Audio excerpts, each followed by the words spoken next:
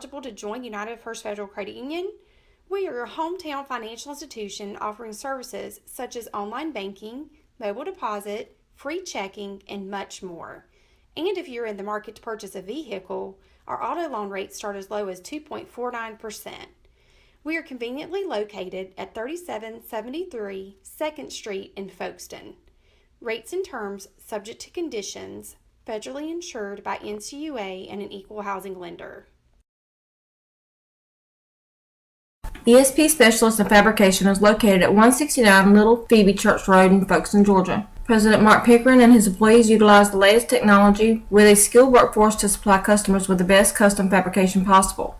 Serving clients at home and abroad makes ESP a premier employer in Charlton County. For all your specialty and fabrication needs, contact ESP at 912-496-2583 today. They're also on Facebook at ESP Specialist Fabrication. ESP is a proud sponsor of Charlton Sportsnet.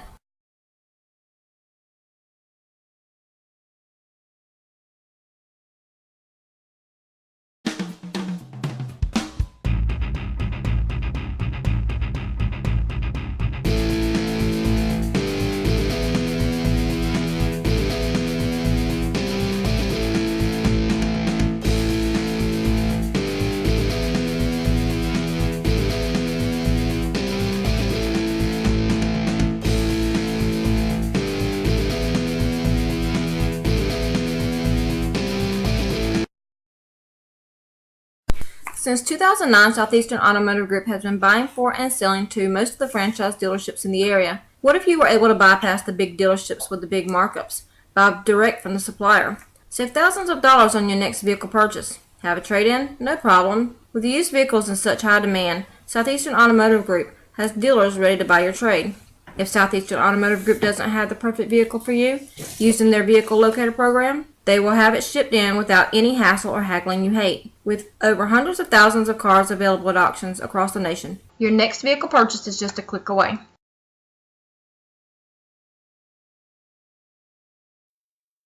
Okefenokee Rural Electric Membership Corporation has been providing quality electric service at a competitive price to residential, commercial, and industrial customers in southeast Georgia and northeast Florida since 1939.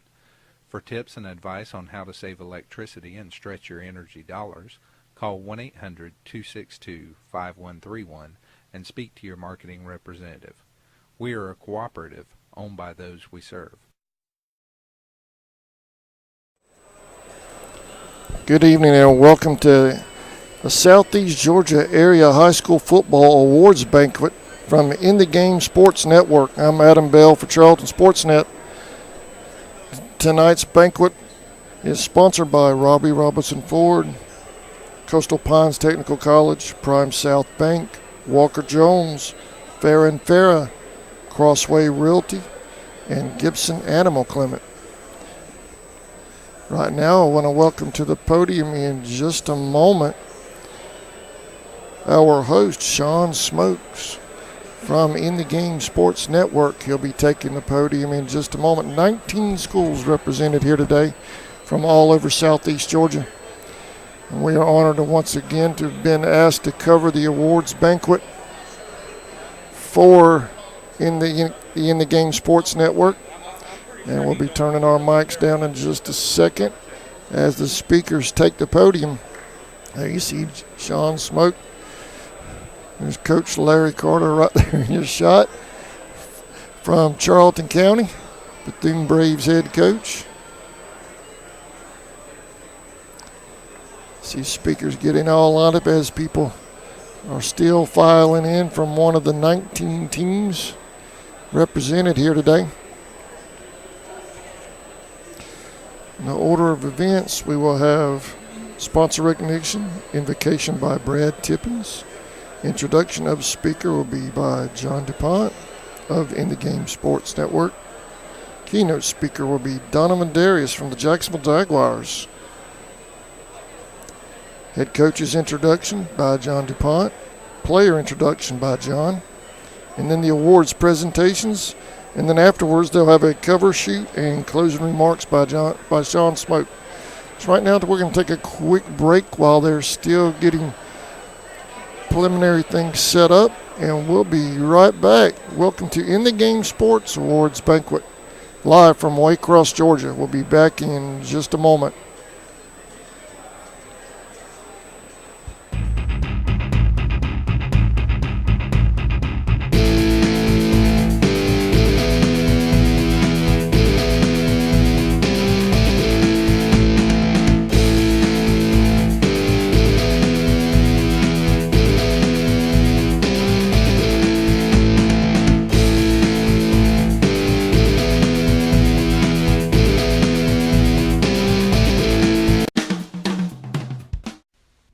Indian fans, did you know you're eligible to join United First Federal Credit Union?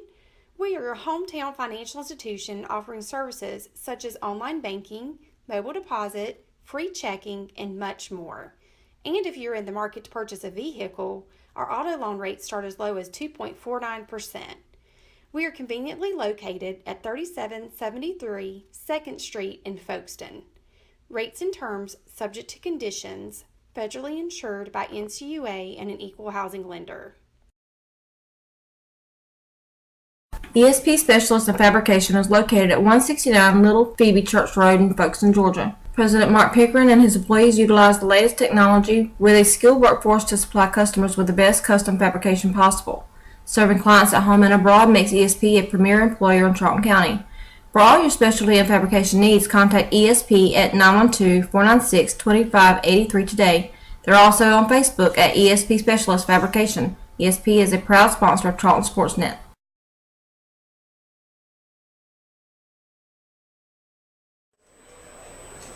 Good evening and welcome back to Waycross.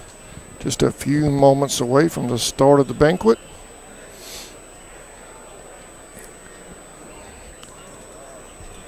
As the end of the game folks make final preparations.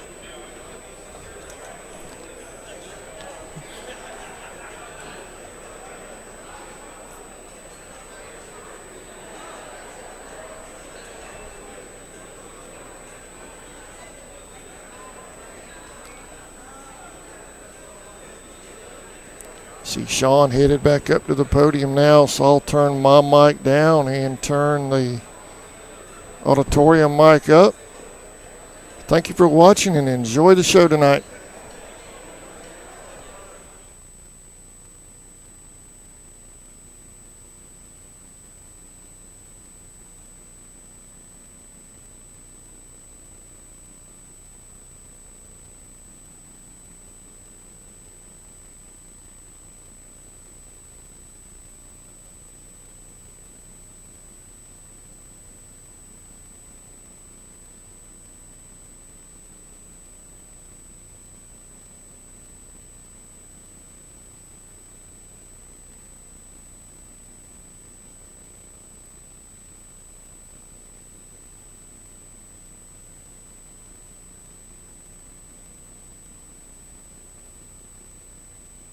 Football awards banquet. Appreciate everybody coming tonight.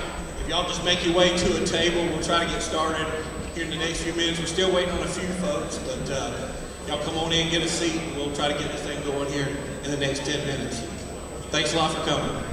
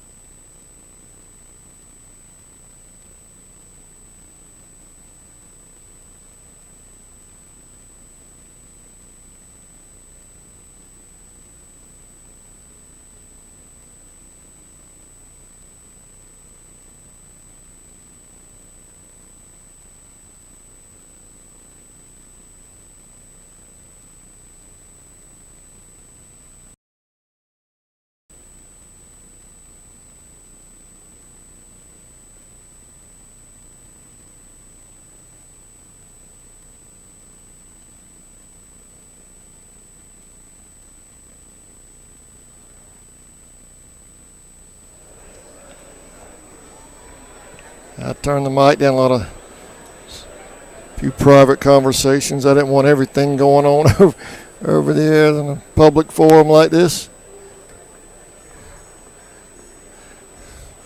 Okay, Sean Smoke and John DuPoint are approaching the podium. We're getting close.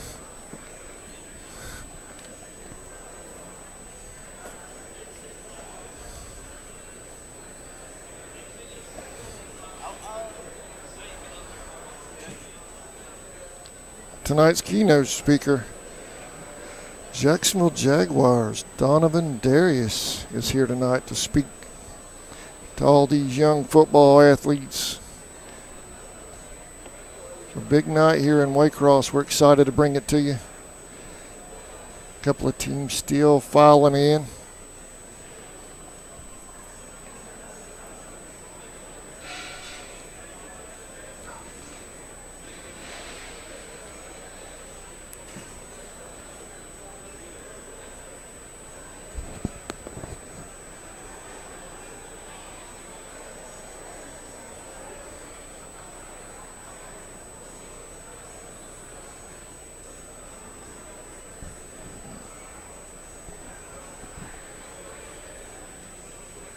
Okay, I think we're about to get started. I'll turn my mic down and turn the auditorium mic up. You're watching In the Game Sports Awards on the Charlton Sports Network.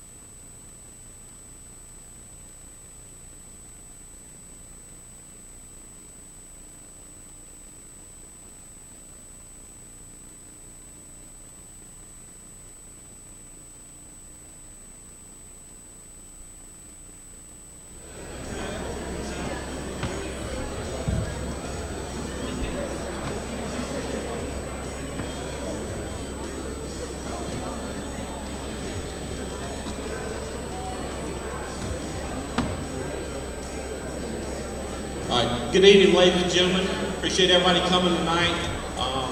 We got a few more people coming in, but we're going to try to go ahead and get started. So,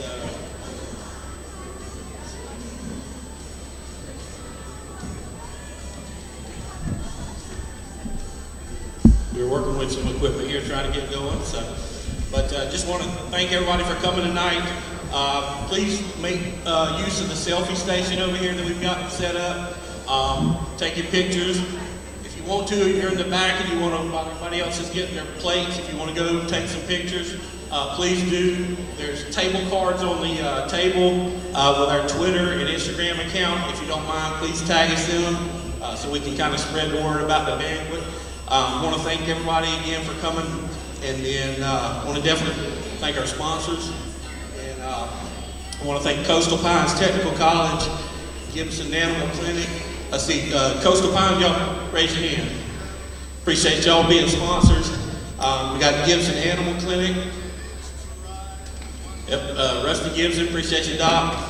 Prime South Bank, where's Cliff? There he is. Prime South, appreciate y'all coming on board. Walker Jones, where's Keith? Keith Ambrose, appreciate you guys being sponsors. Robbie Robertson Ford, Robbie, appreciate it. And then Fair and Fair, they're not here tonight, but they had some business that came up, but they've been a sponsor now for the last couple of years, and we appreciate them. And new sponsor this year, where's Clay? I saw him walking around. There he is, Clay Thomas for Crossway Realty. Appreciate you guys being sponsors this year. But we want to thank our staff. Rob Asbell, he's back there doing the radio. John DuPont right here. John Wood, my photographers. Jennifer Carter Johnson. Michael Benson. Y'all stand up and take a bow, guys. These are guys that make us look good in the pages of In the Game magazine, and we really appreciate them. So, but I want to thank my lovely wife, Kim. Without her, this would not happen tonight. So thanks a lot for all you do, dear. And we'll see, where's my youngin'? Evan, he got out of helping this year, but he's not going to get out of helping tonight. So we'll put him to work afterwards.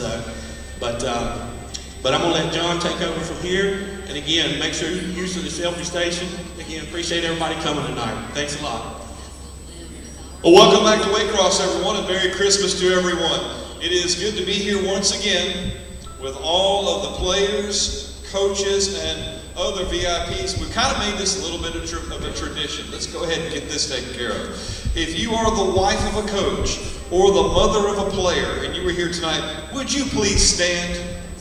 We would like to recognize you ladies for all that you do. Men, let's give them a big hand.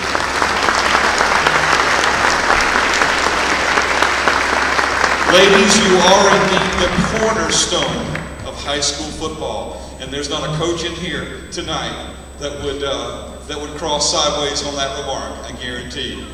We want to thank Miles Odom and Jay Green and Company Jewelers, our table sponsors, and we want to congratulate some folks up front for some already had success. Our region champs, Glenn Academy, Liberty County, and Wayne County. How about a big cheer for those guys? And so many more of our teams that also made the playoffs. We had 11 out of our 19 teams in our coverage area make the state playoffs, and the other guys are knocking on the door.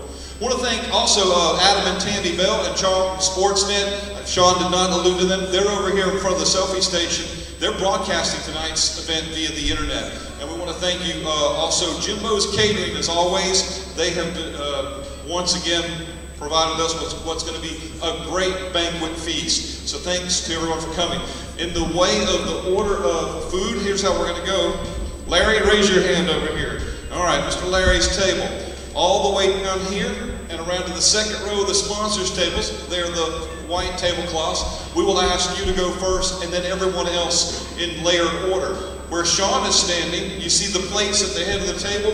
Well, we've got one in the back as well. They will serve from both sides of the table, so basically you have 4 lines. If you'll go through the staples portion with the vegetables and the bread, and then proceed to where the meat table is, and if you get lost, just follow a football player. They will lead you to the meat, I guarantee you. Back there with the heat lamp. That's how we'll do that. All right, enough in the way of introduction. At this time, I'd like to ask Brad Tippins, our FCA area rep with Lower Coastal Georgia, the Fellowship of Christian Athletes, to come forward at this time for our invocation and to give thanks for this evening's meal. Brad? Thank you. Let us pray. Father, we thank you for tonight. We thank you for this occasion. Thank you for these young people. We pray that you would help them to recognize the blessings they have, especially the blessings of family and friends and others that have supported them to help them to get to this position. We pray that you would bless us with your presence tonight, and that you would bless us food and nourish our bodies and us to your service. In Jesus' name, amen. Thank you, Brad. Okay, Evan, let's point the way. Let's show these folks how we do it. And once again, thanks to everyone. We'll look forward to talking with everyone and enjoying the meal with you, and then awards later on this evening. Thanks. Okay, so all the white tablecloths, y'all can, both stations here and in the back, y'all go ahead and get through, and then we'll get the next row down from there. Enjoy.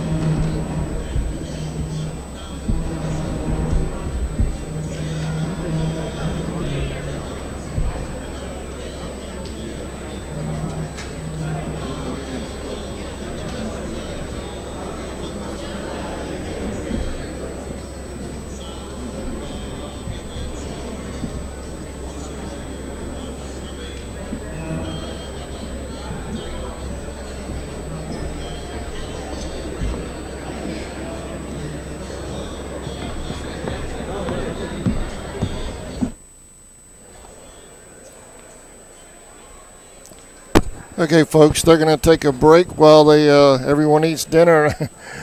I know if you're like me, I don't want a camera on me while I'm eating my dinner. So we're going to take a quick break and thank our sponsors. The in-the-game sponsors for tonight are Robbie Robertson Ford, Gibson Animal Clinic, Crossway Realty, Coastal Pines Technical College, Prime South Bank, Walker Jones, Fair and Farah, and obviously In the Game Sports Network and the Charlton Sports Network. We're proud to be here tonight, bringing it all to you live. 19 schools represented.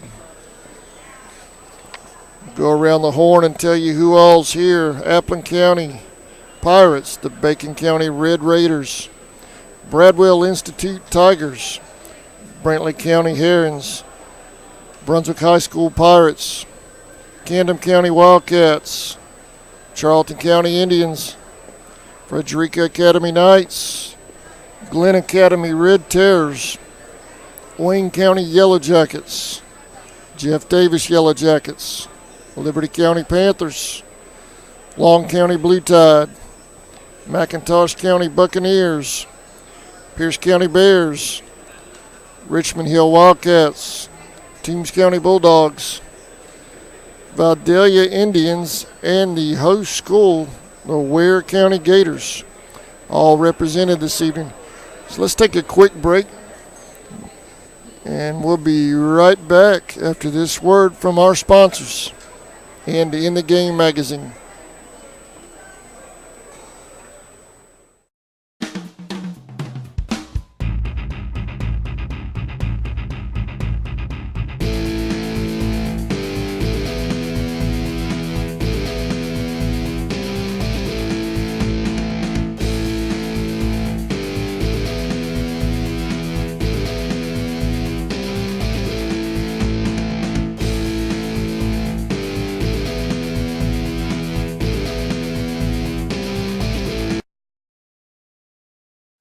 Since 2009, Southeastern Automotive Group has been buying for and selling to most of the franchise dealerships in the area. What if you were able to bypass the big dealerships with the big markups? Buy direct from the supplier. Save thousands of dollars on your next vehicle purchase. Have a trade-in? No problem. With used vehicles in such high demand, Southeastern Automotive Group has dealers ready to buy your trade. If Southeastern Automotive Group doesn't have the perfect vehicle for you, using their vehicle locator program, they will have it shipped in without any hassle or haggling you hate. With over hundreds of thousands of cars available at auctions across the nation, your next vehicle purchase is just a click away.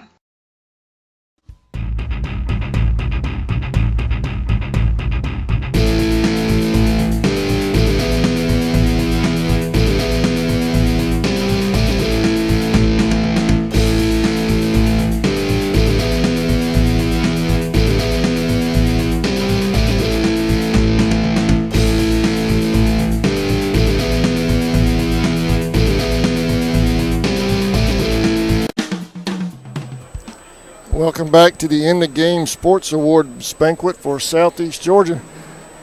Well, they have a photo shoot set up behind me right now while most of the guys are in line getting dinner with their parents. We have parents here, coaches here from all over Southeast Georgia.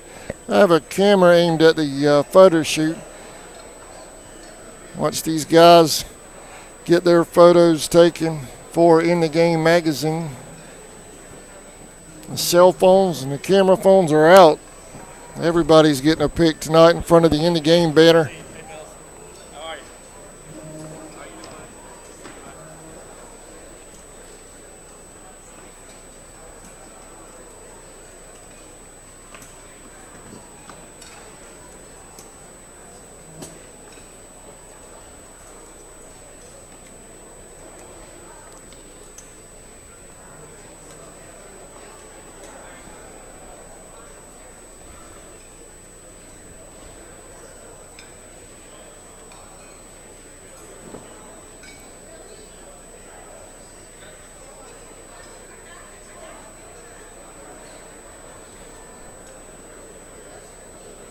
Taking turns, getting pictures taken with family members. Everybody's got to get their turn in there.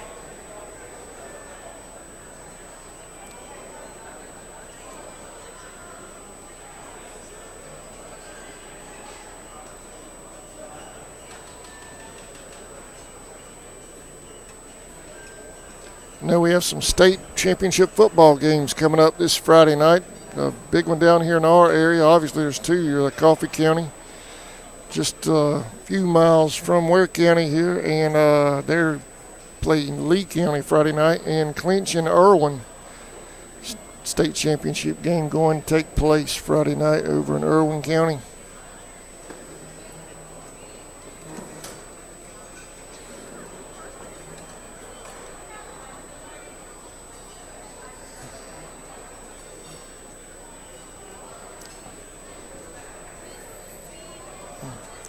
Charlton fans, there you see some of our Indians. Head coach Rich McCorder. There went Sean Smoke with the thumbs up. Head coach Rich McCorder heading that way with linebacker Eric Daniels, quarterback A.J. Bell. Give me something. Center Aaron Brazil headed over. I see here Aaron. Kid. Bethune Braves head coach Larry Carter. He's leading the way for the Indians over there. I'm going to give him a hard time about that after a while. We got to pick while we can. It's been a great season for Charlton and all of these kids here. Obviously, here at the awards banquet, they've all had big seasons. And it's an honor just to get invited here to come along with your coaches. So, big night for these young men and their families. Let's flip it back over here to the in the game photo shoot. Everybody's getting their turn.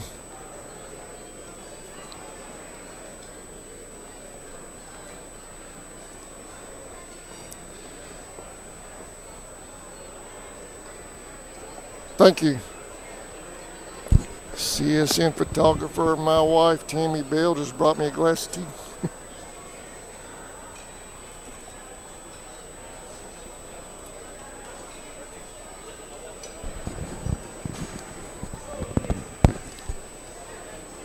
Everybody getting their camera set. Ball player waiting. Applin County right there against the wall. Sean, you got a minute? Got a minute? All right. Get this going here. Sean, you know I'm deaf, so I'm going to turn you up here. Sean Smoke from In the Game Magazine join us for impromptu. Sean, just give us the rundown on the night and everything. Well, Adam, what we've got here is our 8th annual football awards banquet. We're covering 19 high schools and about 25 middle schools in southeast Georgia. And it's just a great night for us to come together and recognize some great, outstanding players here from southeast Georgia. I appreciate you having us, man. We have a lot of fun coming to these things. I believe, if I'm not mistaken, I think this is the 4th one we've done with y'all, I believe. Yeah, I believe it is. We really appreciate you guys helping us spread the word and getting us out there on the internet. And it looks really good what you've done with the logos and all with the screen around there. I'm sure the high schools will really appreciate that, getting that logo out there for everybody. So, like I said, really appreciate it. It's a great crowd tonight. I'm not sure what the count is, but we've got to be well over 200 folks tonight. So going to have some good food from Jimbo's and going to hear a great message from Donovan Darius, a longtime Jacksonville Jaguar. I think he played 10 years in the league, and he's going to bring the message tonight to the kids, and should be a really, really great evening. All right. And I know you may have already mentioned it because you know I'm deaf. Right. Jacksonville Jaguars, Donovan Darius. Yep, 10-year pro. Is going to give our keynote speech tonight, so we're really excited to hear what he can bring. His message he can bring to the kids. So should be a good night. All right, as a reporter now, I've got to ask you. Sure. GHSA probably had one of the worst weekends in the history of the organization this weekend. Can't fault them for the weather. But what are your thoughts? I know we have to walk a tightrope on that. Well, Adam, it's a no-win situation for GHSA. Regardless of what they did, they were going to be in trouble. If they had made the decision on Thursday to cancel those games and never play them, people would have been upset. So they tried to play them, hoping that the weather wouldn't come. Well, when the weather showed, from a safety standpoint, their only alternative was to cancel the games. Now, what do you do going forward? Do you try to schedule where you can play them all together at one location, or do you just let it go home and home? And I guess they felt like the best decision they could make was to let it go home and home. So now the higher seeds are going to get to host. If it's the same seed, they flip a coin. So depending on if your stadium can hold the amount of people that they want it to hold, then you're going to get to host a state championship game, which, for many years nobody's been able to do because they've all been in the Dome, And we thought they were all going to be in Mercedes this year, but we only had 2 get played up there. The rest of them were canceled. So I'm disappointed as a fan because I'm not going to be able to sit back in my recliner and watch all 8 games. I maybe be able to go see one on Friday night, but I'm not going to be able to watch the remaining 6, So as a fan of high school football, I feel bad about that. But like I said, I'm not real sure I don't know what would have been a better solution for them other than the fact that maybe they could have played them all at Mercer or played them all at Sanford Stadium and tried to do something like that. But, the logistics of that's probably a nightmare. But so I think they just did the best of a bad situation. Don't you imagine the GHSA Board of Directors is ready for baseball right now? How would you like to be working that switchboard this week?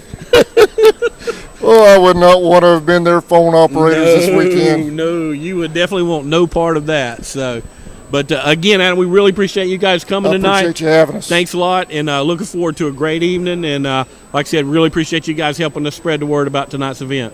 Yeah, we're doing it on YouTube this year. Awesome. We're on YouTube Live. We made a decision to leave the NFHS last year. Right. And they've been great to us the last 4 years, but switching to YouTube for us has been fantastic. Our views are just quadruple what we were doing on the network. Awesome. Well, that's great. And like I said, you guys do a fantastic job, and you guys keep up the good work. All right. All right. Thanks a lot, We'll Adam. holler at you later. I appreciate you joining us. Yes, sir. Thank you. Sean Smoke from In the Game magazine and host of tonight's Sports Awards banquet.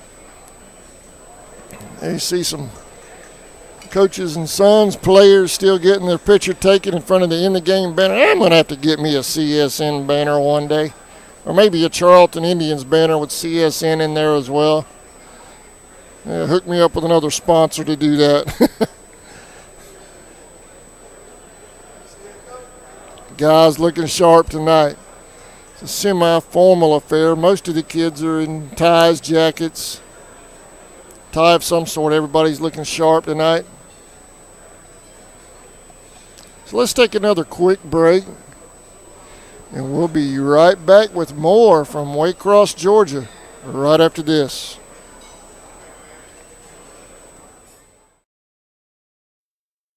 Okefenokee Rural Electric Membership Corporation has been providing quality electric service at a competitive price to residential, commercial, and industrial customers in southeast Georgia and northeast Florida since 1939. For tips and advice on how to save electricity and stretch your energy dollars, call 1-800-262-5131 and speak to your marketing representative. We are a cooperative owned by those we serve.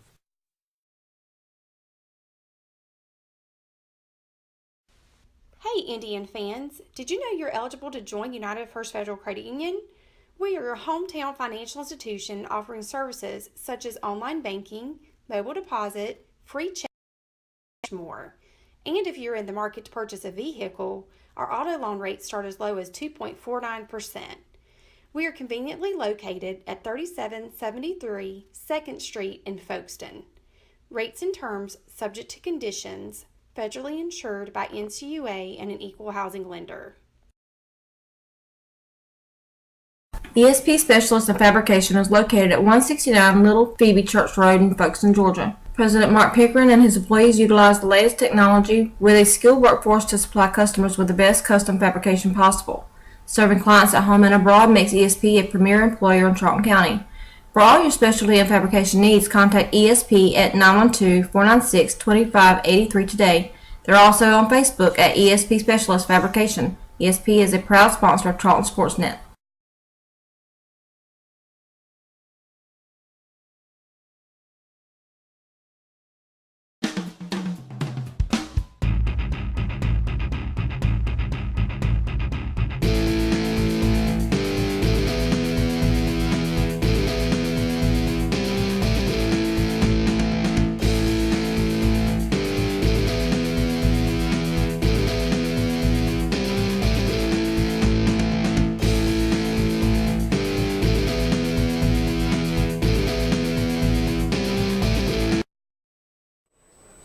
All right, welcome back to In the Game Sports Awards Banquet for 2017. I'm Adam Bill. I'm joined live right now by the former Jacksonville Jaguar, Donovan Darius. Man, you are the first NFL player I have ever had on the show. I appreciate it. Well, hopefully the first of many. Look at the size of the guys in this room. It's been fantastic, man. It's an honor. I know I explained to you as we were coming on that there we go. I got you up there. And I'm deaf, but it's such an honor. I know I'm a Jags fan. I'm a Jags fan, you know, obviously way back from when y'all formed, when y'all got the team and everything.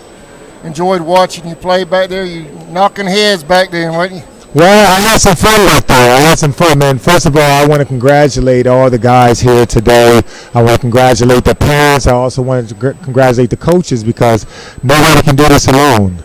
You know, there's a saying that I live by, you can go fast by yourself, but you can go further with other people. And so it is the team aspect. It is the family aspect. And even you talk about some of those defenses I was on, I could not do the job I did and have the length of career that I did, 10 years, if I didn't have good coaches, if I did not have good training staff, if I did not have good teammates. So at the end of the day, we all look at our lives, and if we're really honest with ourselves, we'll see that there's a lot of people that's been attributing to our success. And so for me to be here tonight and share a message with these guys and the parents, you know, I'm honored.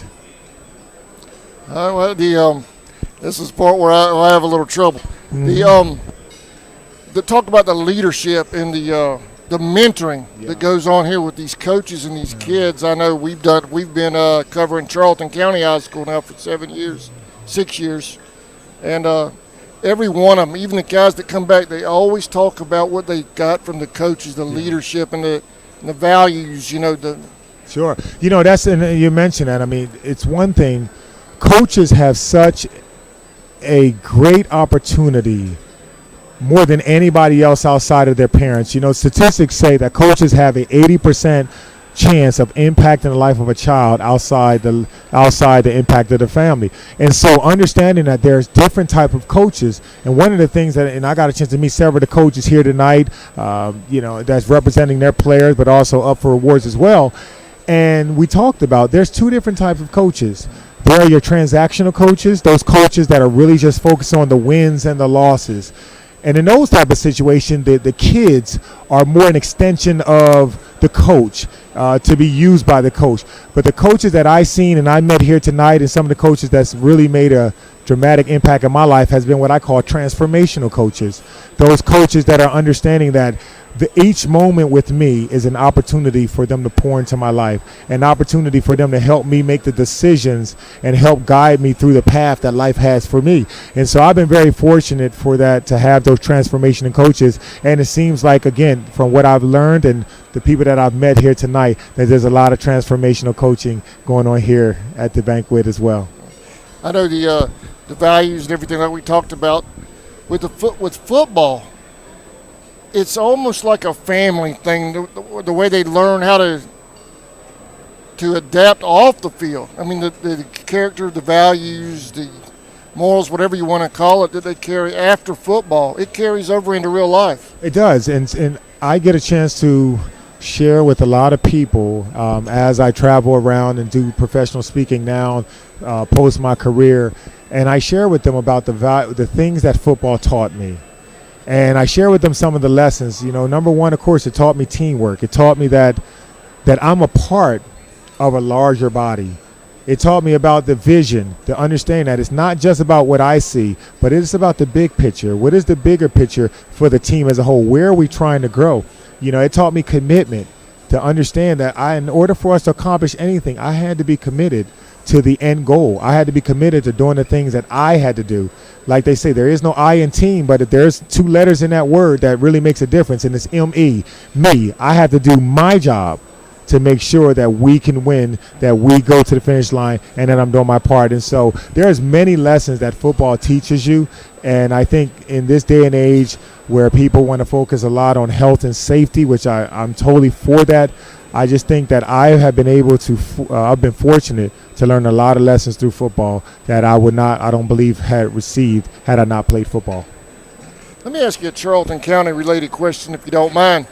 from Charlton County, we had the Bailey brothers, Champ, Boss, all those guys. They graduated from Charlton County.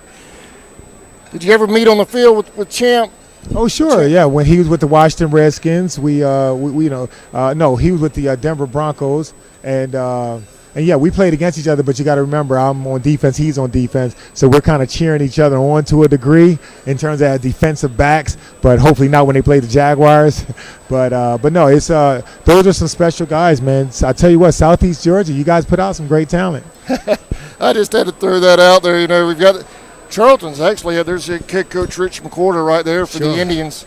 And Charlton has a nice history of guys moving on to the next level, collegiate and NFL. Mm-hmm. So we're rather proud of that. And it's great, and because, again, football is not for everybody. The next level of football athletics is not for everybody, where at the same time, the next chapter of life is for everybody. And so I think in life, as we celebrate where we are and we embrace and prepare for the future, it really helps us out. And I'll share some of that tonight. I wrote a book over the last year for adults, teenagers. It's called Next Level Motivation, Principles for Living Life to the Fullest. And I share in that book about how do we journey through life? How do we enjoy life? What are the principles that help us maximize our potential in whatever we're doing? Whether you're playing football, whether you're a mom, whether you're a dad, whether you're a businessman, it doesn't matter. There's principles that help us live life to the fullest and maximize our potential. And Absolutely. So, like I said, that book, I wrote that. I brought some here. I'll be able to share with some of the guys, tonight. And if people want to get it, they can always get it for a great Christmas gift on Amazon. One more question. I know you're ready to go get dinner, and I'll leave you alone.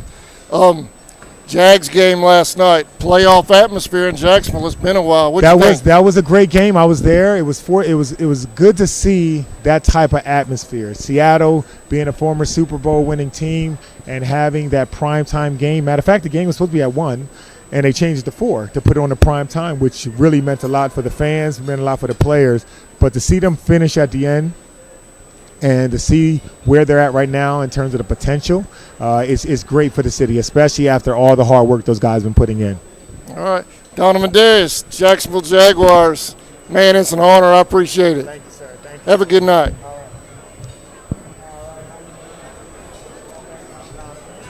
Y'all, I just got my Christmas present. Donovan Darius with the Jacksonville Jaguars joining us here live on Charlton Sportsnet. Absolutely a first for the network. We're going to take a quick break while these kids, parents, and players and coaches are eating their dinner. And we'll be back in just a few moments. You're watching the In the Game Sports Awards Banquet live from Waycross, Georgia.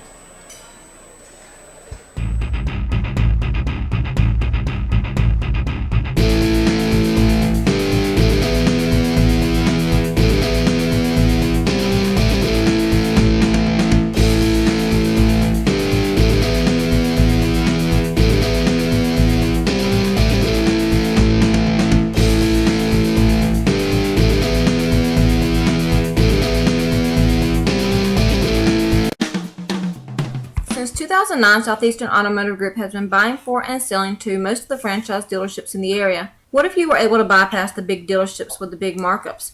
Buy direct from the supplier. Save thousands of dollars on your next vehicle purchase. Have a trade-in? No problem. With used vehicles in such high demand, Southeastern Automotive Group has dealers ready to buy your trade. If Southeastern Automotive Group doesn't have the perfect vehicle for you, using their vehicle locator program, they will have it shipped in without any hassle or haggling you hate. With over hundreds of thousands of cars available at auctions across the nation, your next vehicle purchase is just a click away.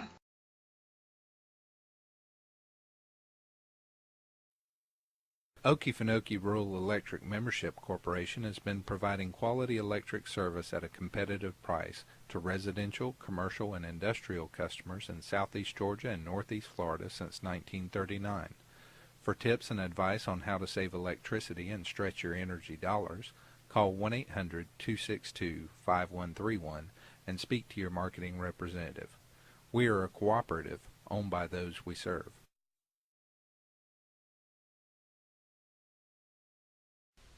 Hey Indian fans, did you know you're eligible to join United First Federal Credit Union? We are your hometown financial institution offering services such as online banking, mobile deposit, free checking, and much more. And if you're in the market to purchase a vehicle, our auto loan rates start as low as 2.49%. We are conveniently located at 3773 2nd Street in Folkestone. Rates and terms subject to conditions, federally insured by NCUA and an equal housing lender. ESP Specialist in Fabrication is located at 169 Little Phoebe Church Road in Folkestone, Georgia. President Mark Pickering and his employees utilize the latest technology with a skilled workforce to supply customers with the best custom fabrication possible. Serving clients at home and abroad makes ESP a premier employer in Charlton County. For all your specialty and fabrication needs, contact ESP at 912-496-2583 today. They're also on Facebook at ESP Specialist Fabrication. ESP is a proud sponsor of Charlton Sportsnet.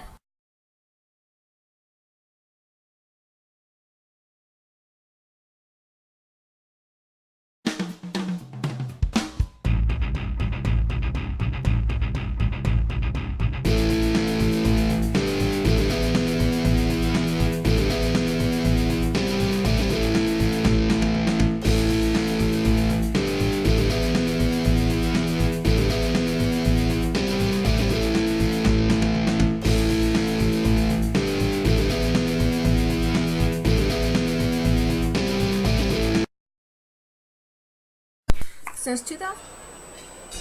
Okay, we're back live in Waycross, Georgia for the In the Game Sports Awards. While everybody's eating, I'm just going to leave I'm going to pan the camera back. Obviously, we don't want to film everyone eating their dinner for the next few minutes, so we're just going to pan the cameras back and turn the mic down. And in just a little while, we'll have the gentleman you just heard, Donovan Darius, is the keynote speaker tonight. So we will have Donovan live in just a little while. You're watching the In the Game Sports Awards banquet live from Waycross, Georgia. I'm Adam Bell for Charlton Sports Network.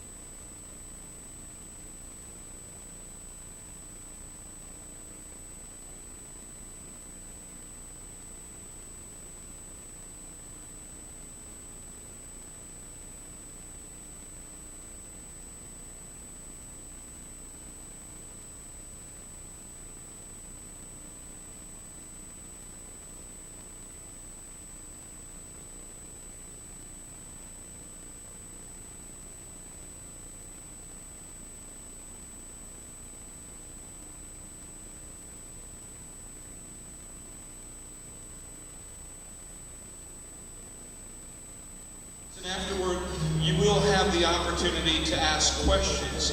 So don't be shy. That's what he's here for. So in just a few minutes, we'll be doing that. And again, continue to enjoy the meal until then. Thank you.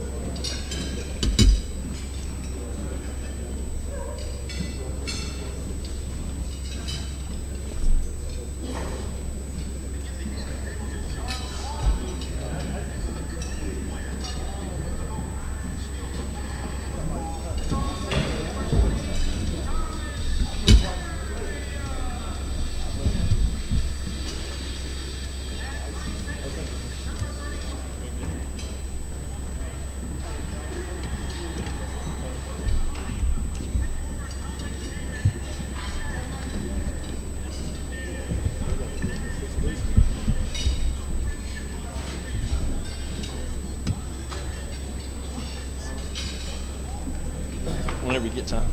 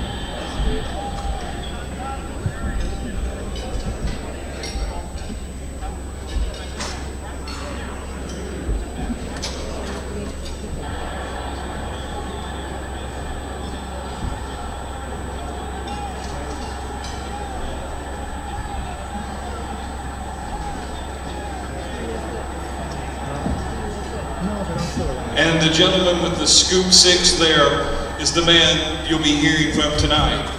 Donovan Darius is a highly regarded author and speaker, delivering messages of hope and inspiration to all people and all nations.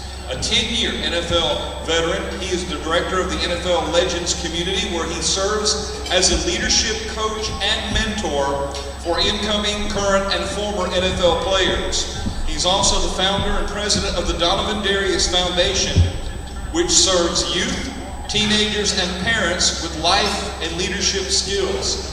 He is passionate about making a positive impact and leaving his legacy in the hearts, minds, and souls of all he meets. His goal is to say something today that inspires you to take action tomorrow and to be your best. Let's please offer a hearty South Georgia welcome, ladies and gentlemen, Mr. Donovan Darius.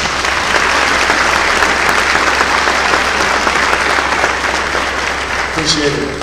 How's everybody doing tonight? How's the food? There's no way in tomorrow, so you guys can go back and get some seconds. But I just want to say congratulations to not only to the players, but also to the parents. Everybody, let's give the parents another round of applause. And I also want to congratulate the coaches. The coaches, if you're here, put your hands up as well. Let's give them a round of applause as well. And so in the brief moments I'm going to share, as I was telling Sean, I never take it lightly when I get a chance to talk to an audience of any size, because I understand that at that moment, you have an opportunity to impact someone's life with what you say, what you do, or what they experience. And so during this time I'm going to share a couple of stories with you guys. I'm going to share some things that I'm doing now, and as you're traveling during this journey. Here's a statistic. How many of you guys, first of all, actually want to make it to college and play in the league? College football. Put your hands up. Hands down. How many of you guys want to make it to the league and play? All right. So here's the numbers. Every year, 1.1 million high school players play football. Out of that 1.1, 60,000 of them will get a chance to play college football. From that 60,000, 6,000 will be considered by the NFL. From that 6,000, only 300 will get invited to the NFL Combine. Out of that 300 that get invited to the Combine, only about 20 will be able to play the average in the NFL, which is 3.5 years. I was fortunate to play 10. And tonight I'm going to share some things with you guys that if you have that as a goal, if that's something that you want to do, some of the things that it took for me. And so, when I think about my journey, I grew up in Camden, New Jersey. And in Camden, New Jersey, I had a mom. It was 5 kids. She did everything that she could. Matter of fact, Camden was ranked, when I was there, as the number 3 most dangerous city to live in. 80% of the people in Camden, New Jersey was below the poverty line. They said there was a statistic, 1 out of every 5 people in Camden will be a part of a violent crime one time in their life. You see, when I was living in Camden, there wasn't many things around me that told me that I can be or do what it is that I want to do. When I walked out my house, we had gangs on one side, we had drug dealers on the other side. There wasn't anything around me to show me that I can make it. But I had a dream. I had a passion, because I had a mom. And my mom did everything she could to take care of us. She sacrificed for us. She worked 2 jobs. And I'll never forget, I was in high school. And you guys know how it is when colleges come to recruit you. The coaches come to the school and they ask you to come down. Well, I used to have coaches come and get me out of class, and I used to come down to the office. But many times I had the office call me and say, we need you to come down because your mom is sick and your mom is in the hospital due to her heart. And I remember, I don't know about you, but sometimes you can be sick and tired of being sick and tired. And I was so sick and tired of having this situation where I just saw my mom working as hard as she could, and it felt like there was nothing that I could do. And so I remember going to one of my counselors, Mr. Thomas, and I said, Coach, and as I was talking to him, I got emotional. I said, I want to do something, but I don't know what I can do. I want to change this situation, but I'm only in high school. I talked to my mom the night before. I talked to Mr. Thomas and I said, Mom, here's what I'm going to do. I'm not going to play football my senior year. I'm going to get a job because I want to help you. So when I told Mr. Thomas this, he said, Donovan, and I'll never forget this moment defined my life. He said, Donovan, you are a kid from Camden. He said, but if you set your mind on what you want to do and you're willing to put the effort into it, nothing and nobody can stop you. And I remember that moment. After that moment, my life changed. Because after that moment, I stopped looking around to the outside circumstances and I started looking from within. I started to notice that if I wanted to accomplish something, it was on me. That I'm the master, the maker, the shaper of my destiny, my environment, and my circumstances. And so I went off to college. Most people go off to college and they go off on a bus. I mean, they go off and everybody's driving and the full family's happy. Hey, you're going to college, not me. I'll never forget, I drove to Kent. We went to Syracuse University on a Greyhound bus. My mom was outside the bus just looking at me crying. Because so some, I was going through a new chapter. But for her, she had no idea what was going to happen. And so I went to Syracuse in my mind, constantly reminding myself of what Coach Mr. Thomas said. While I was in college, I got a call from my mom. I came home from spring ball and she said, it was a message on the phone and I called her up. It was something about her voice that day that told me something was wrong. She said, Donovan, she said, your brothers Antoine and Chris was at school today. And while they was in gym after track practice, somebody pulled a gun out on them and said, if you don't do A, B, or C, then we're gonna kill you. So she called me up. Remember, I'm just in college. And I was like, I'm listening to the tears and the fear in her voice. And sometimes in life is going to call you. Life is going to call you. You got to answer that call. And so as I'm listening to my mom on the phone, it was something in me because of that moment, because of what Mr. Thomas said, because of what I remember. I found myself saying, put him on a bus and send him to me. So that was on a Tuesday. That Thursday, they were on a bus up to Syracuse. So when I was in Syracuse, I was not only my brother, I was not only a football player, I was not only an athlete, but I was their brother, I was their father, okay, I was a friend. All while I was in college. You see, I don't know what your background is. I don't know what it is that you're doing, why you're doing, but when you understand that what you're doing is bigger than just you, when you set your dreams and you set your goals bigger than just you. So when I'm at Syracuse and they graduate, and I realize that if they didn't come up there, they may not be here today. So fast forward a couple of years, NFL draft. Sitting in Delray, New Jersey. I'm sitting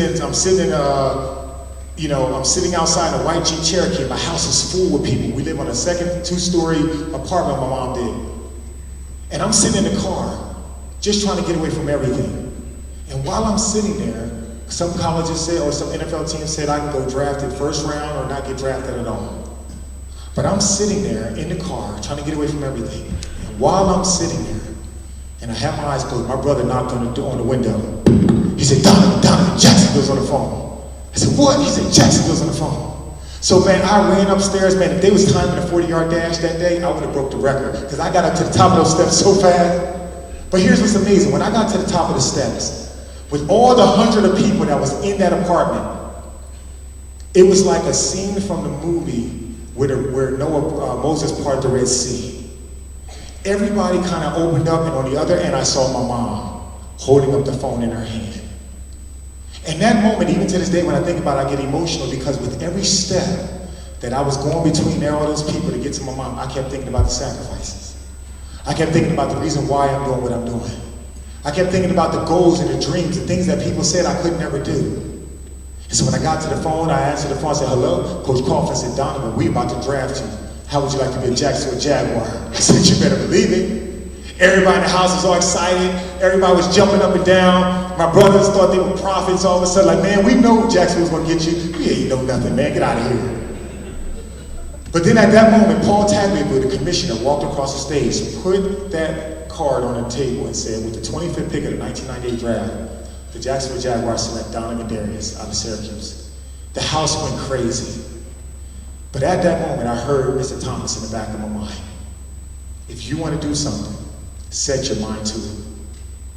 Be obsessed with it. Don't let nothing and nobody stop you. And so I say to you, whatever it is you want in your life, you can accomplish. I'm a living witness. I am a living witness. Give yourself permission to live life obsessed. People always ask me, what did it take to play 10 years in the league? You know what it took? It took a decision. It took me to understand that I had to be committed, and it took an obsession. See, when I think about what an obsession is, and what I would encourage you guys is that an obsession, it doesn't accept limitations. An obsession with something, there is no cutting back. An obsession, there is no diluting greatness. An obsession has everything to do with you giving everything you have. And here's what's going to happen, fellas, if you haven't heard it already. When you live a life with total obsession, when you demand yourself to be obsessed with finishing the course, with making a difference, maximize your potential, here's what you're going to hear. Oh man, they don't take all that. Or you work too hard. Or you're trying to show off. I heard that so many times, but I was obsessed. I was obsessed with maximizing my potential. I demanded it out of myself. And I want you to demand it out of yourself. Because eyes have not seen, gentlemen. Ears haven't heard. Neither entered into the hearts of other people the greatness that's on the inside of you. I'm standing before you guys today, but I know in a couple of years, I'm going to be seeing you guys on Saturdays, and then hopefully a lot of you guys, I'm going to see you guys on Sundays. And so again, I just want to say thank you. I want to congratulate you guys for everything that you've done, everything that you'll continue to do. I'm going to open it up for some questions and answers, and then I'm going to finish off with a little story at the end. This is a great moment, because every journey starts with a step, starts with a mile. And I'm fortunate now to work for the NFL as a life coach. So I work with every NFL player when they come into the league. I work with them on setting their mindset, helping create a strategic plan, a strategic goal. How do they handle the finances? How do they handle the females? How do they handle their friends, their profession, their career? And I get a chance to do it when they're finished as well. And so my life is all about service. It's all about strategizing, and it's all about being a person of service. So right now, we'll open it up for some questions, you guys. If there's any questions you have at all, feel free. Let's be the first. Don't be bashful. Somebody still with the first question. See your hand? Come on, where my work gators at? I know y'all want to ask some. Don't have to be a player now. Be an adult too. Here we go. Coach Crib. Way to go, Coach. Let's figure out the easiest way to get to you.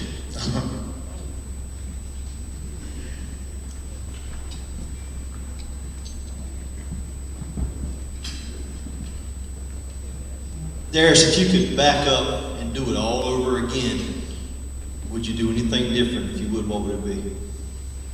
If I could back up and do it again, I would say no, and here's why. I had a coach named Frank Gans a couple years ago. He said there's two types of pains in this world.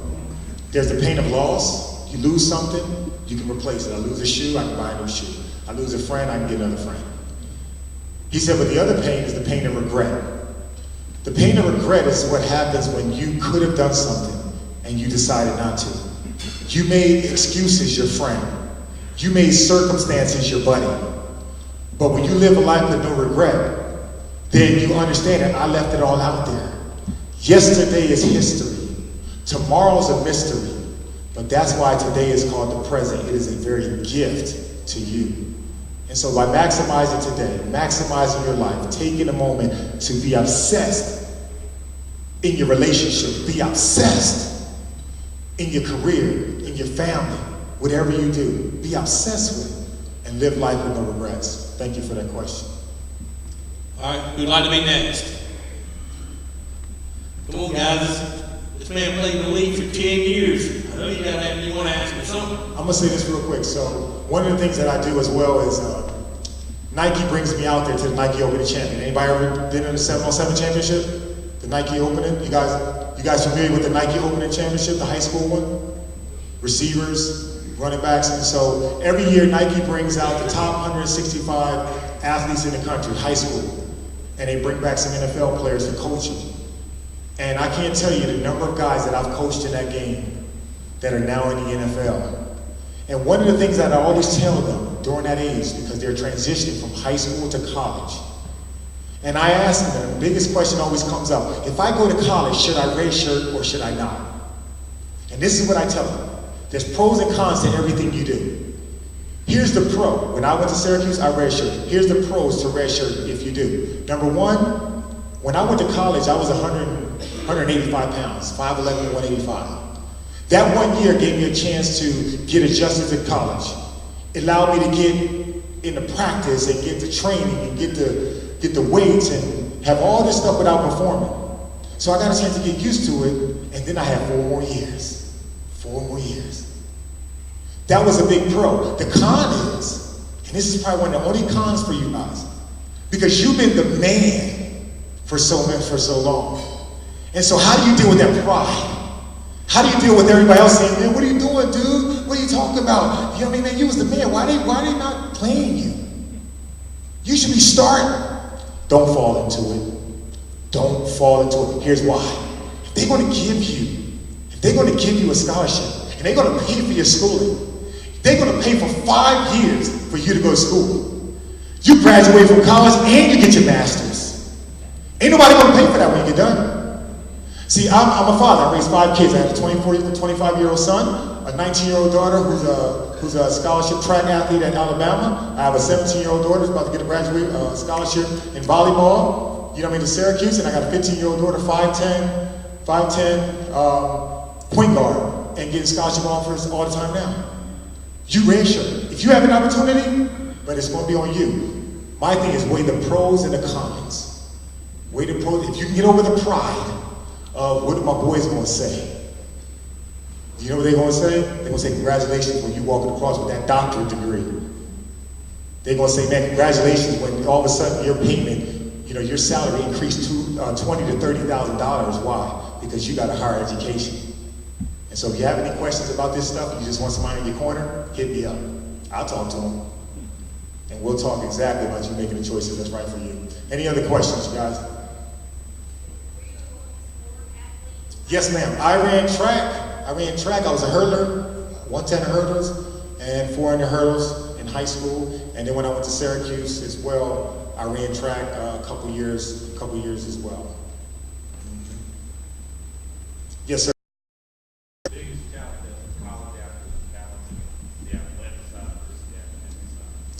You know what's interesting is when you guys get to college, one of the things you're going to experience is that there's nobody going to tell you what to do. Okay, there's a lot more flexibility. You don't have your mom or your dad or anybody say, did you get your homework done? It's on you. It's on you to succeed and it's on you to fail. And so taking personal accountability and responsibility is going to be the biggest thing. And so I just say, man, start now. Start now. Be accountable now. Be the most accountable person in your family. Be the most ethical person in your family. Be the hardest worker on your team. Do that. Be that. Strive for that. Let nobody outwork you. Let nobody outthink you. Let nobody out-hustle you. Be that. And watch where that take you. Because the people that think life is lucky, luck happens to those who put out massive action. To those that work the hardest. Luck just always seems to find them. Because the secret of success is about giving everything you have and maximizing potential. Any more questions? All right, well, I'm going to close on that one because that's exactly what I want to share with you guys. All right, so you guys kind of saw a clip there, but I'm going to tell you a little backdrop of it. As you guys go into college or anything new, this is for adults, parents, whatever, there's going to be times when you're going to be faced with a hurdle, you're going to be faced with a journey, you're going to be faced with something in your life that's going to seem bigger than you. And it's going to almost feel like you can't overcome it. But I'm here to tell you, when you have that mindset, when you set that obsessed mindset, and you have that attitude that, guess what, this starts with me, you can overcome anything. There was a clip on that video, and I'll give you the backdrop. It was my rookie year. We were playing against Pittsburgh Steelers. And Pittsburgh, you guys know they had running back on their team. And this dude was a beast because they brought me to Jacksonville. They selected me 25th pick at the first round because they had a lot of backs in the league.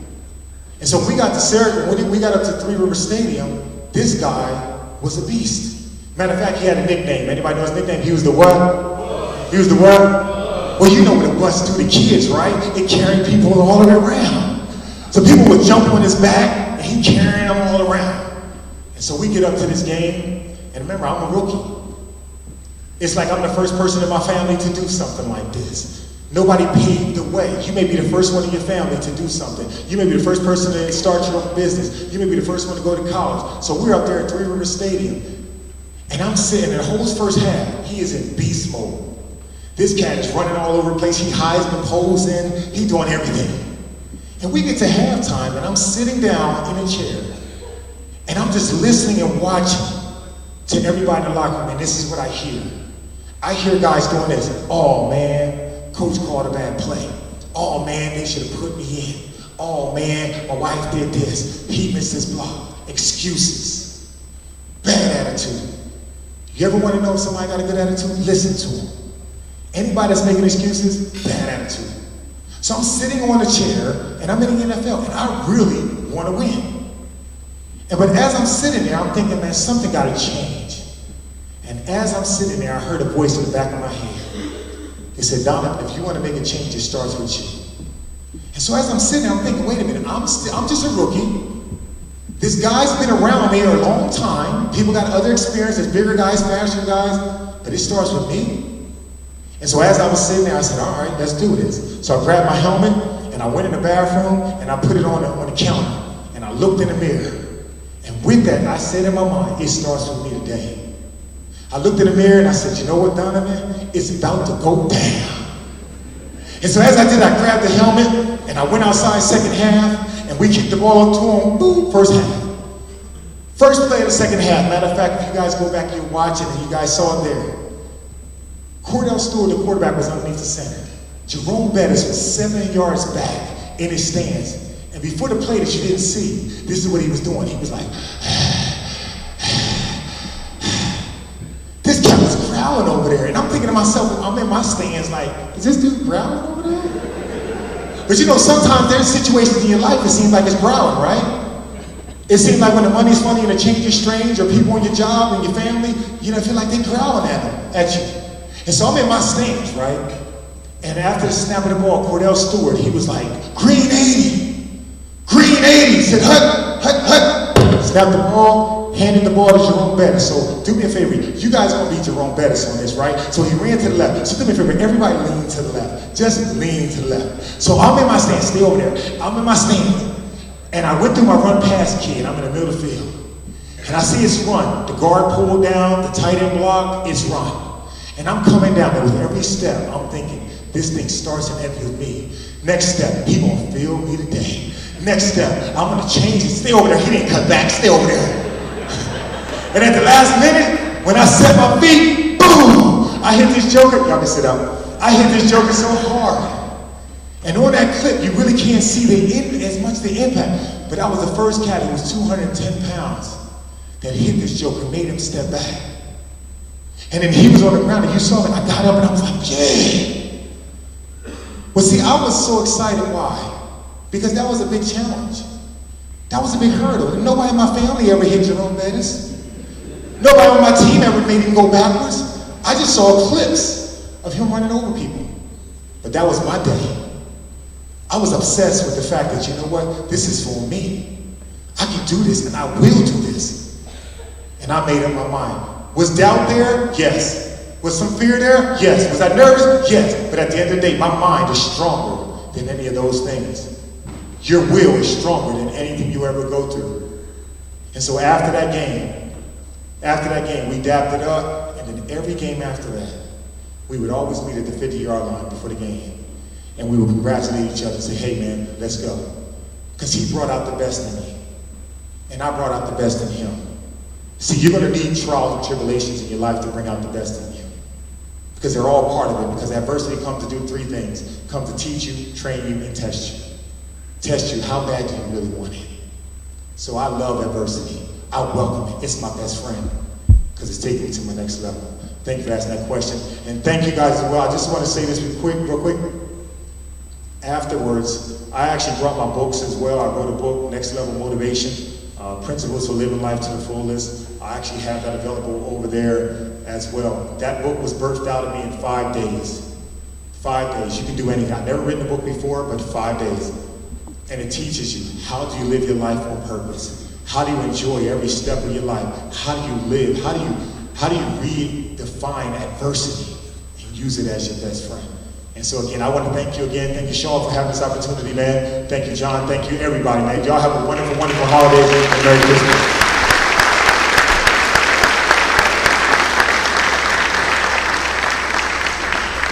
Thank you, Donovan, for those words of inspiration.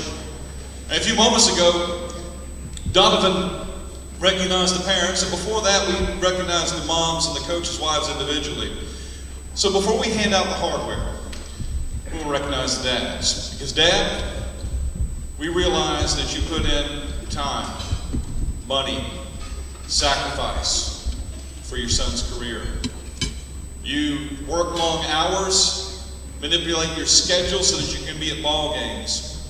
You may have coached your son, but you were probably the first one to put the ball in his hand. If you are the father of a player who is here tonight, in other words, your son is here tonight and you're a dad and you're here with him, we want you to remain seated. And the rest of us, let's please stand and give these men a round of applause.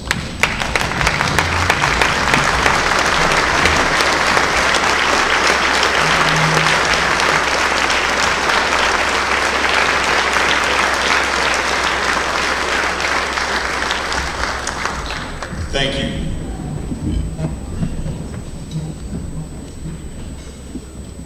We do hope, parents, that tonight is the first of many nights in which you'll be with your son to receive awards for his career. At this time, we are going to introduce the head coaches and the individual player awards for each school. Now, there may be one or two schools that are being represented by an assistant coach. If I fail to acknowledge that, when I call out your head coach's name, please, will the representative of the school come forward at that time? Yeah, what we want you to do when you're recognized, please come up on this side of the stage. We'll get you your award, and then over here where Evan's at, if y'all just go into that room there, then we'll get your picture taken for the magazine. So, appreciate it. Up first is Appling County. Their head coach is John Lindsay. And come on up, Coach. The Appling County Awards tonight are sponsored by Appling Motors Kubota. We appreciate the sponsors so much. Can't thank them enough. The coaches in the room, I know you certainly share that feeling as well. There will be an offensive player and a defensive player, and we'll call those names. And again, guys, if you'll come forward to receive your award. For the Appling County Pirates, Offensive Player of the Year, Tyler Jones.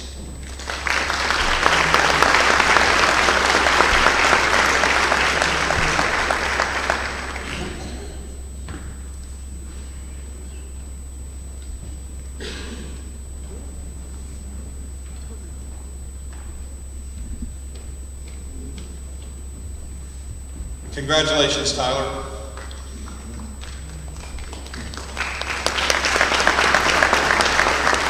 And Appling County's Defensive Player of the Year, Moses Eason.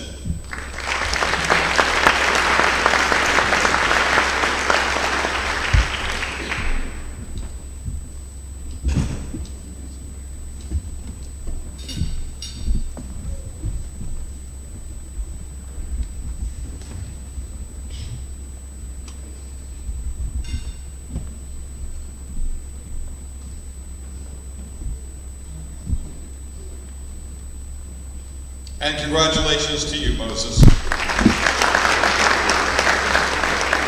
Next up is Banquet County High School. Head coach is Kyle Langford. And their awards are sponsored by the Wheeler Agency Incorporated, Country Financial. The Red Raiders Offensive Player of the Year award goes to KJ Brown.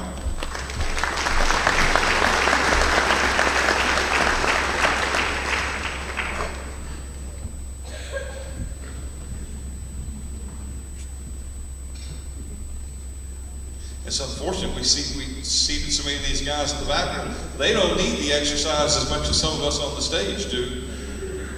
I notice we don't have Dr. Bo Sasser here tonight. I always make this joke at his expense, but Donovan making all the 40-year-olds in the room, all of us 40 plus, making us all just look bad, man.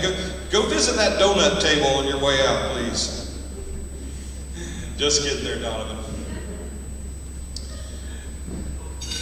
Banquet County's Defensive Player of the Year is Anthony Madison.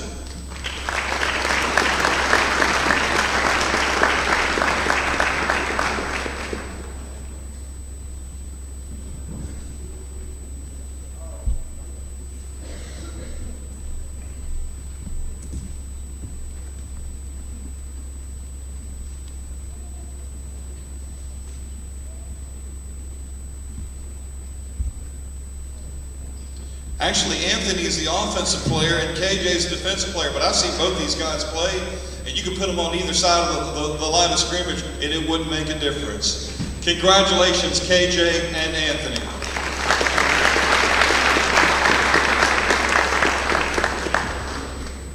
Next up is Bradwell Institute. Head coach, Ross Couch.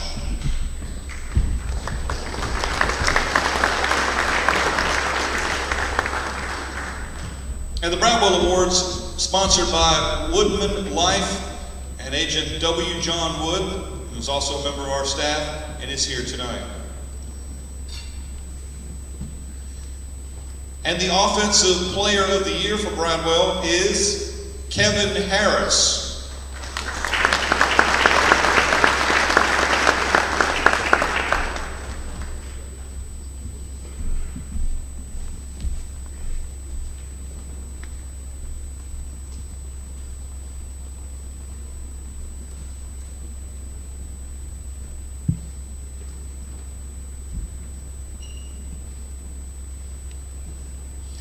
And Defensive Player of the Year, Kervonte Bryant.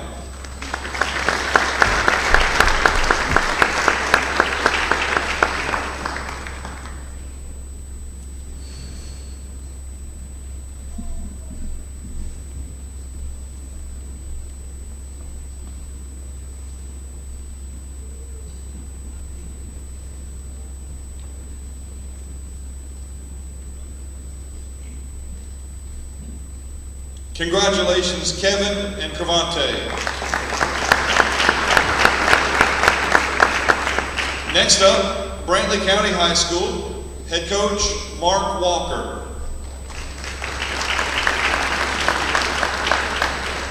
The Heritage Team Awards, sponsored by In the Game Sports Network. And the 2017 Herons Offensive Player of the Year is John Pollard.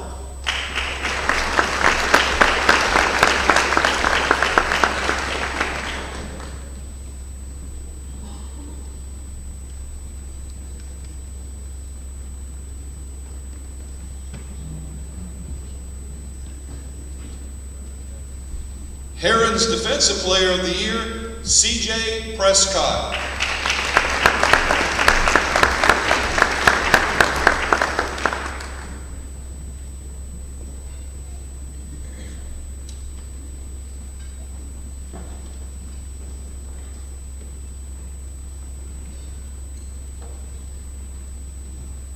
Congratulations, John and CJ.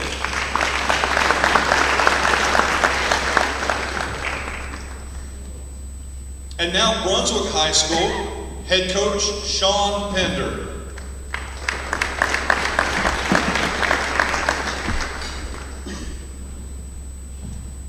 The Pirates Awards sponsored by Southeast Georgia Health System. And the Pirates Offensive Player of the Year, Jamarius Stevens.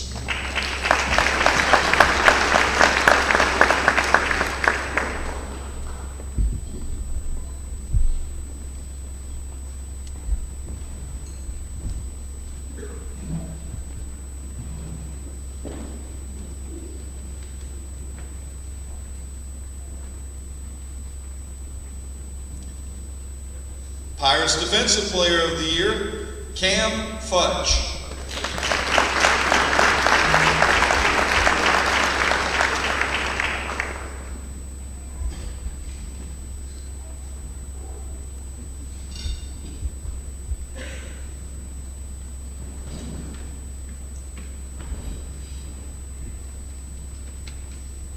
Congratulations, Jamarius and Cam.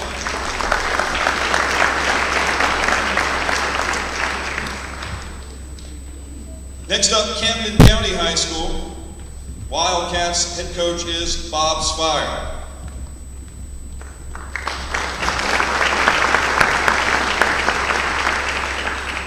And the Camden County High Awards, sponsored by Southeast Georgia Health System.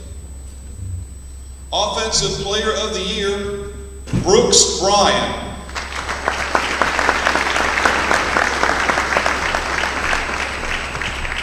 Defensive Player of the Year, Jeremiah Compton.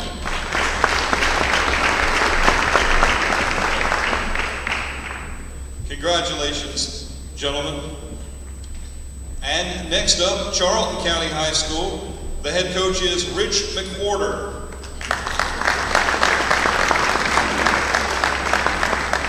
In the Game Sports Network sponsors the awards, and the Indians' Offensive Player of the Year is Aaron Brazil.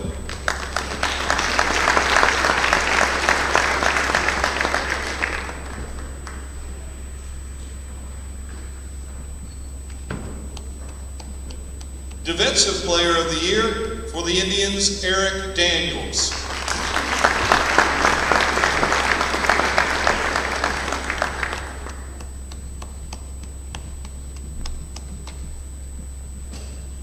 Congratulations, Aaron and Eric.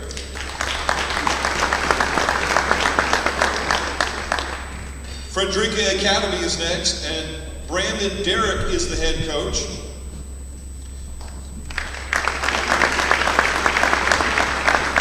Southeast Georgia Health System sponsors the awards, and the night's Offensive Player of the Year award goes to Jalen Simpson.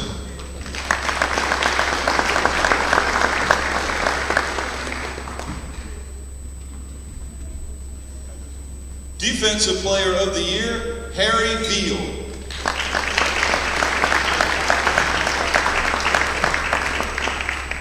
Congratulations to Jalen and Harry.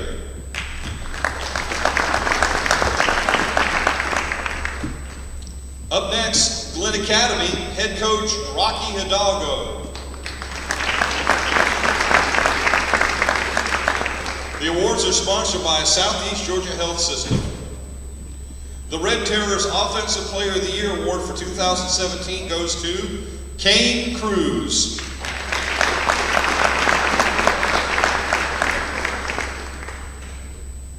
And Defensive Player of the Year, Marvin Dallas.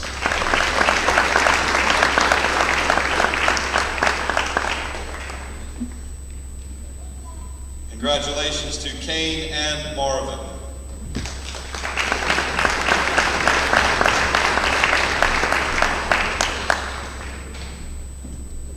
The Jeff Davis Yellow Jackets are next, and they're coached by Lance Helton. These awards sponsored by In the Game Sports Network. The Yellow Jackets Offensive Player of the Year award goes to Alex Sanders.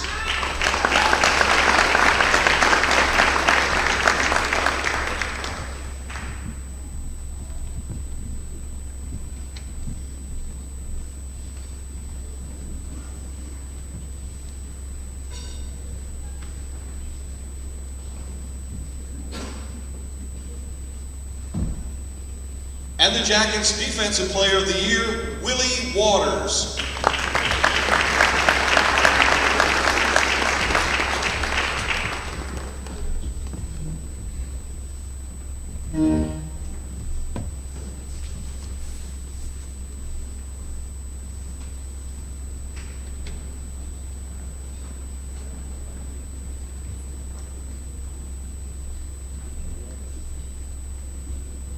Congratulations, Alex and Willie.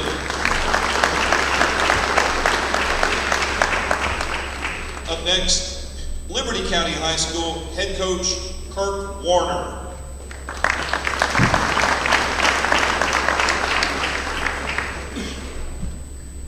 And we always give Coach Warner a hard time because, yeah, he's another one that makes the rest of us look bad. Get plenty of those donuts to go, Coach. Their awards are sponsored by Woodman Life and W. John Wood Agent. And Panthers Offensive Player of the Year is Chris Coleman.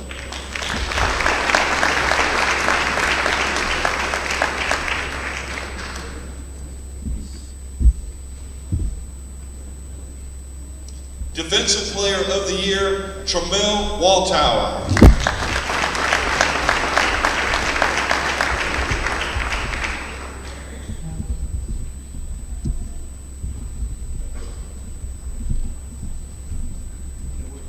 Congratulations, Chris and Tramel. Up next is Long County High School head coach J.T. Pollock. Woodman Life and Agent W. John Wood sponsoring this award. The Offensive Player of the Year for the Blue Tide, E.J. Crawford.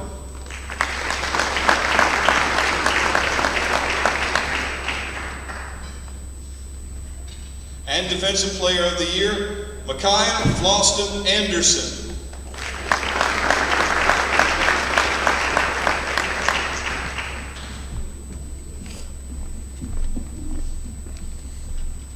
Congratulations, EJ and Micaiah. McIntosh County Academy is next. Head coach, Terrell Toomer.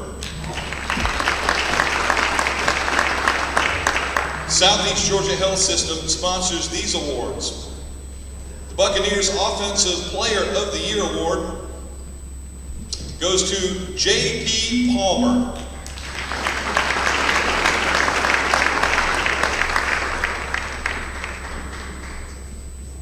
And the Bucs Defensive Player of the Year is Payne Drake.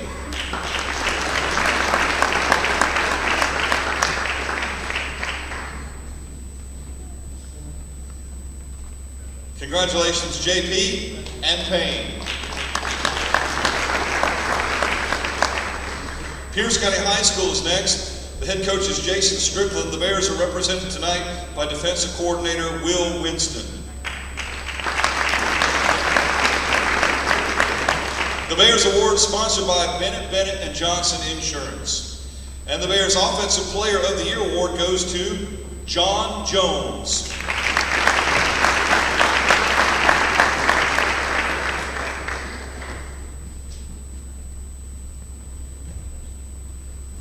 The Bears Defensive Player of the Year is Renard Matthews.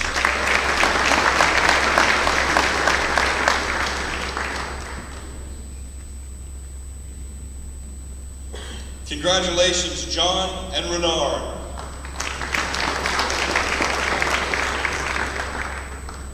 The Richmond Hill Wildcats are coached by Matt Lazat.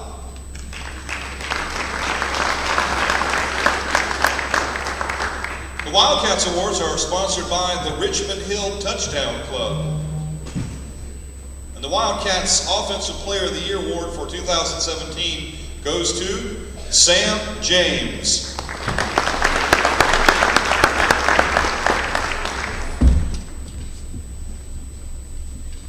Defensive Player of the Year, Nico DaCosta.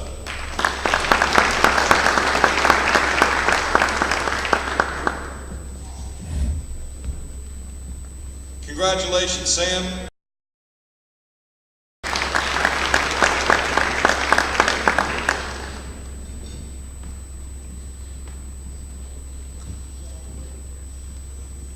Up next is Toombs County.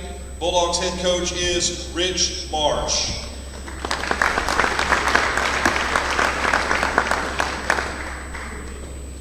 The Toombs Awards are sponsored by In the Game Sports Network. The Offensive Player of the Year for 2017 is Cody Fuller.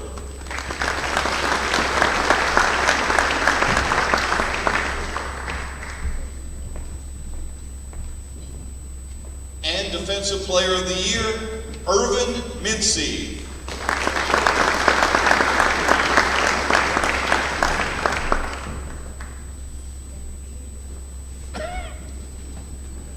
Congratulations, Cody and Irvin. Next up is Vandalia High School. The Indians head coach is Lee Homkus.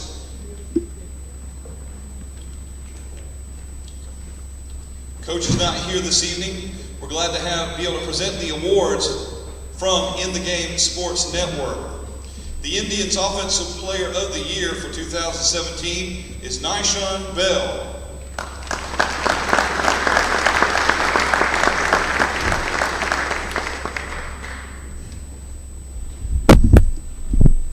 And the Indians Defensive Player of the Year, Dermon Simmons.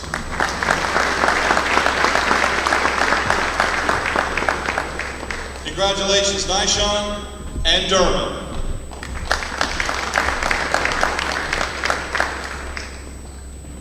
Next up, Ware County High School. Coach Franklin Stevens is the head coach. Coach Michael Youngblood representing the Gators tonight. And the Gators Awards, sponsored by Southeastern Credit Union. The Offensive Player of the Year for the Gators is Rajay Bradley.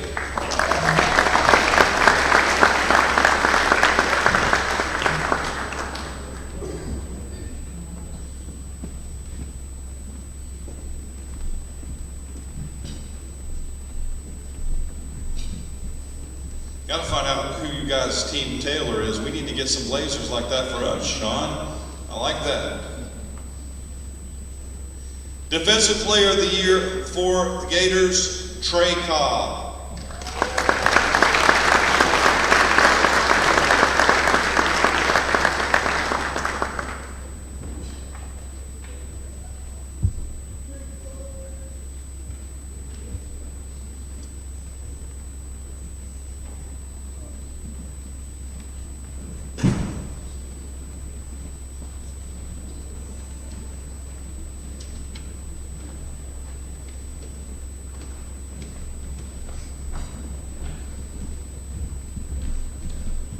Congratulations, Rajay and Trey.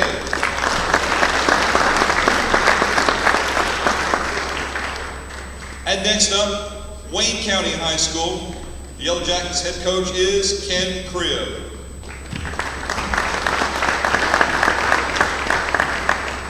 These awards sponsored by Country Financial agent Sean O'Quinn. The Jackets Offensive Player of the Year for 2017 is Ashby Cribb.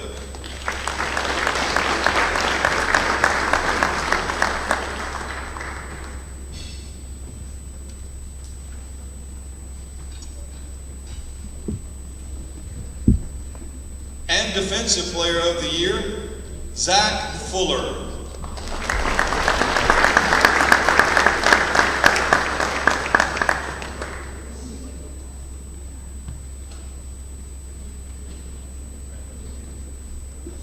Congratulations, Ashby and Zach. And a big round of applause for all of these young men.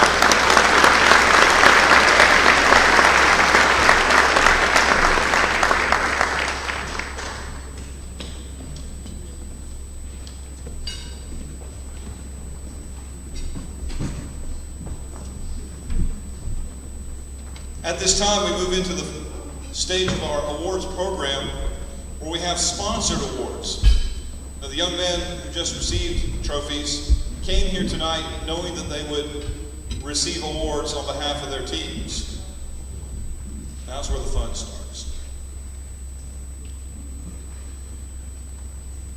Our first presenter of the evening is Evan Smoke.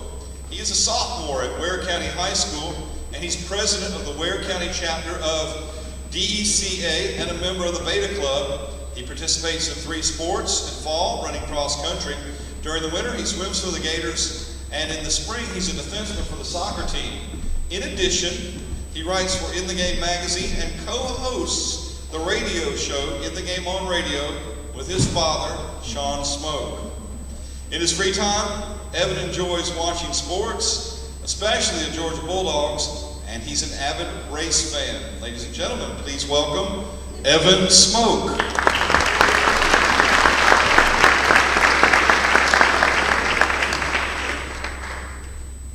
Good evening, everyone.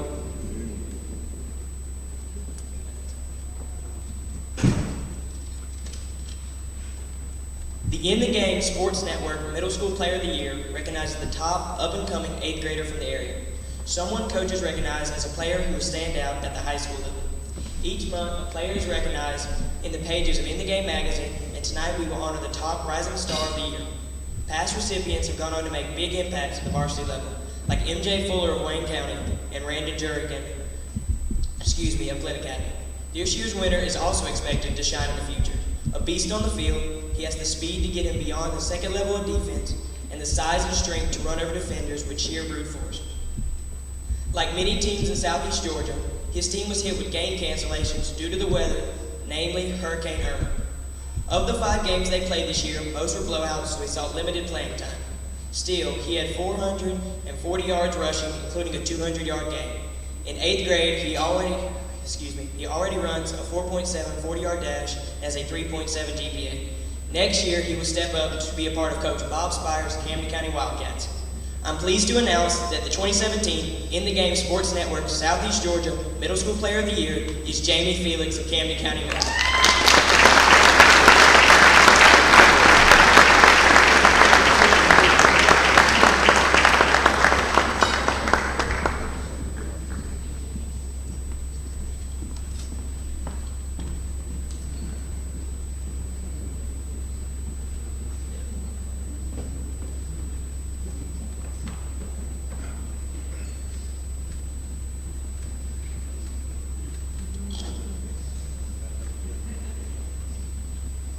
Congratulations, Jamie.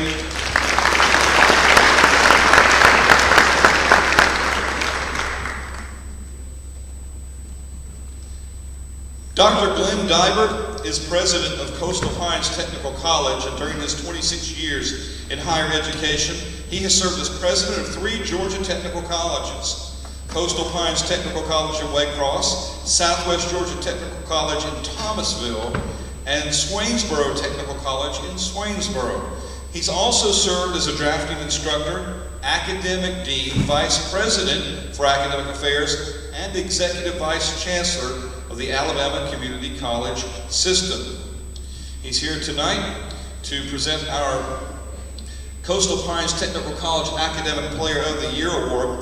Dr. Dibert holds a Bachelor of Science in Education, a Master of Education in Occupational Studies, and a Doctor of Education in Educational Leadership. Please make welcome Dr. Glenn Dibert.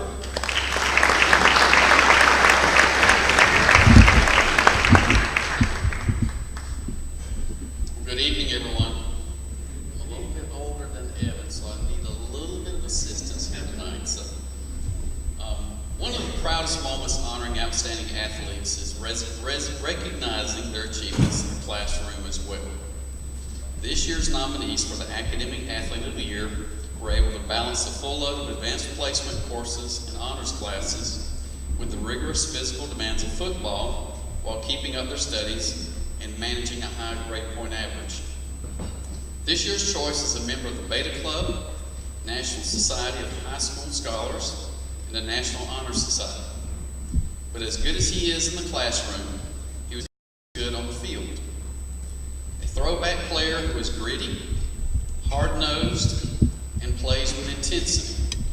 A ball-hawking linebacker, you could always spot him in the middle of the action wearing his now famous neck roll.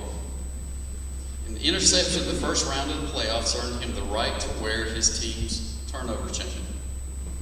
After making big plays for 4 years, he finished his high school career with 2 trips to the state semifinals an appearance in the state championship game in 2015.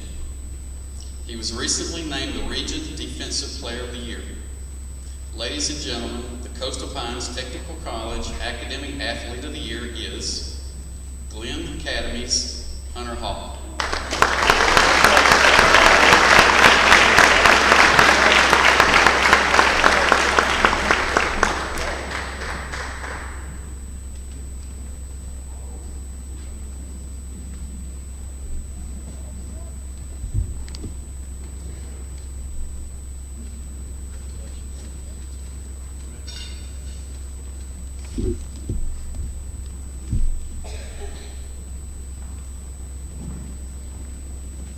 Congratulations, young man. And congratulations to our friends at Coastal Pines for being nominated as the Technical College of the Year. A round of applause also again to Coastal Pines.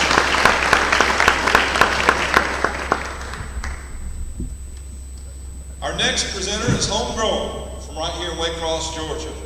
And one of the most avid sports fans you'll ever meet. If you know him, you know you're in for a treat. If you don't know him, well, you're still in for a treat.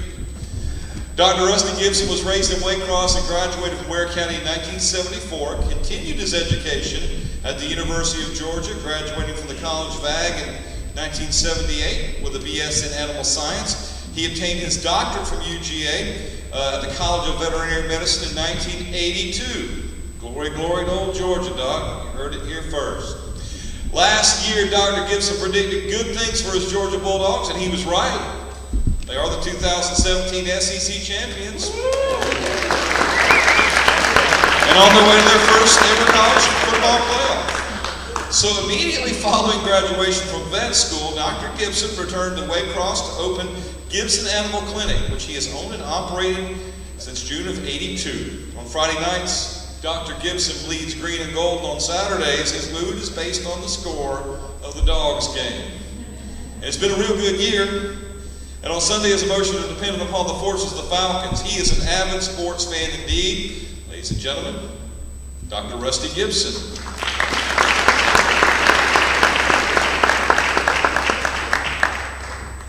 Same rules as last year.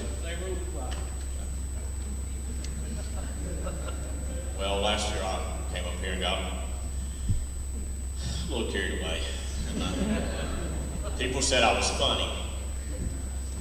And kind of wanted to know what I was going to say this year.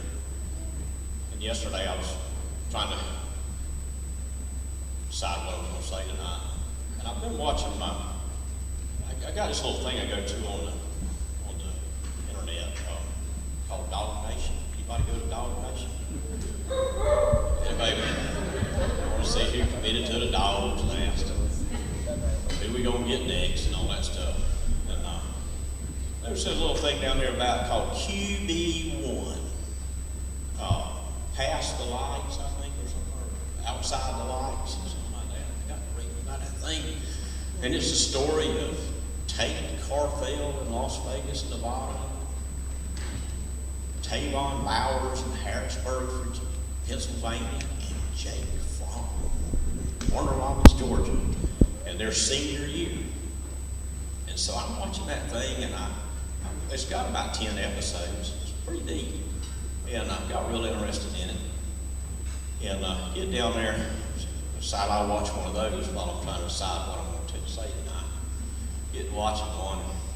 Those Houston County Bears, they're 5-0, and they're fixing to go down and play Lee County. Lee County's 5-0, 6-0, something like that. And they having a little workout there in the weight room, and they have a motivational speaker comes in to talk to them.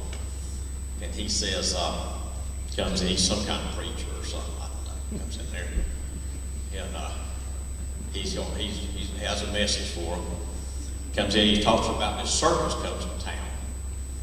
And they're unloading the animals, and somebody knocks over the lantern, and it catches the hay on fire.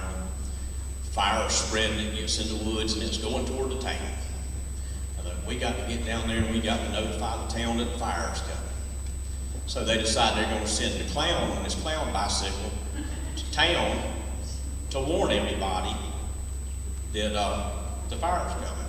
So the clown gets on his clown bicycle, he rides in town, he gets in the middle of town, he starts jumping up and down, telling them the fire's coming, fire's coming, fire's coming. And everybody laughs at him because he's dressed like a clown.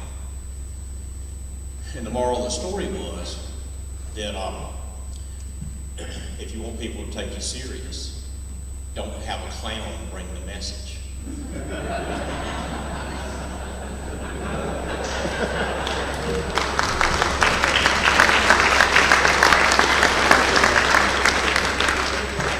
So I decided tonight I wouldn't try to be a clown. And the talk that we heard tonight from Donovan, that was great. He's from the 0.1% that makes the NFL. Now you get to hear from the 99.9% that don't make the NFL. That's me. In fact, whenever I was you guys' age, I couldn't make an 0-10 team. So, but there's another little story I saw yesterday that I want to tell you about. It was kind of a trailer about the Lion King. The Lion King's a movie and it's a Broadway show. But the gist of the story of the Lion King is that there's a great king in Africa and he has a son, and the son goes off to sow his oats. In the meantime, while he's gone, his dad dies. And he comes back, and he's got to be the king. And in the story, he realizes, in the movie and the play, he realizes that even though his dad is dead and gone, he's left behind the seeds of what he's going to do with his life. And my goal, we have a mentorship program in Ware County, and I've got some boys that I go eat supper with every Wednesday night that are on the football team. And I try to do that with them. I just try to drop those seeds and encourage them to make something out of their life. And that's what I want. I just want to say something that maybe will make somebody do something with their life to make their life better. And, if you're a good football player, my recommendation to you is to do like the surfers do and ride that wave till it breaks and enjoy every minute of it. But the whole time you're playing football, I want you to realize that you're not going to die an old man, a football player. And while you're riding that wave and enjoying that journey you're on, you need to be developing that plan B of what you're going to do whenever that wave breaks. And for you guys that are going to get a college scholarship out of this deal, or even for the ones that aren't, you don't let anything or anybody stand in the way of you getting your education. Okay, now for the scripted part of our talk. Help with that. I'm fine. By the way, where'd you get that sweater from, Sean? Sure, I have to get one of those. First time I wore my sport coat since last year, and I realized I'm tired on me this year. Defensive Player of the Year. Defenses came on strong this year with several teams boasting outstanding stop and cruise. The search for this year's Defensive Player of the Year went throughout Southeast Georgia. One team had all 11 of its defensive starters named to the all-region team this season. Other teams will see defensive players sign scholarships in February, including this young man. When it comes to defense, the linemen battle in the trenches, the defensive backs make the big plays, and the linebackers make the big hits. Our choice for Defensive Player of the Year made a lot of big hits this season, leading his team to the playoffs despite one of the toughest schedules in Southeast Georgia. He's considered one of the top linebackers in the state and has been called a tackling machine. He He played his best in tough situations and imposed his will on opposing running backs. He has received offers from Georgia Tech, Florida, Duke, Auburn, Kentucky, Western Kentucky, and Georgia Southern. Next year, he'll be joining the ranks of linebackers in the SEC as he accepts a scholarship to play for Will Muschamp at the University of South Carolina. And I'll be able to pull for him every game but one. And I really enjoyed watching this young man play. The Gibson Animal Clinic Defensive Player of the Year is Ware County's Ernest Jones III.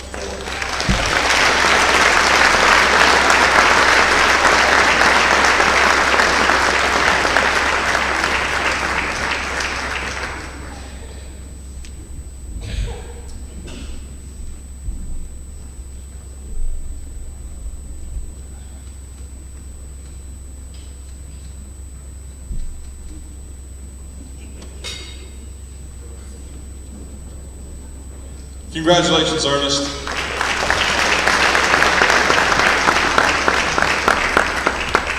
Our next award is the Prime South Bank Offensive Player of the Year Award. And here to present that is Cliff Knowlton, a commercial loan officer and Assistant Vice President at Prime South's Waycross branch. He's been employed with Prime South since 2008. He's a graduate of the Community Bankers Association's Commercial and Consumer Lending Schools. Prior to joining Prime South, Cliff graduated with a degree in finance from the University of Georgia. In addition to his career at Prime South Bank, Cliff also serves as director of the Okefenokee FCA board. He's the treasurer for the Pierce County Touchdown Club also. Cliff is married to Ellen Knowlton. They have 2 children, 5-year-old Blythe and 1-year-old Greer. Please make welcome Mr. Cliff Knowlton.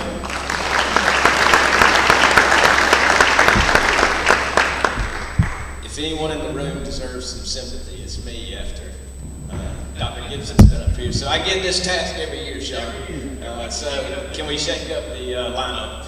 Thanks for you and your team for giving us this opportunity.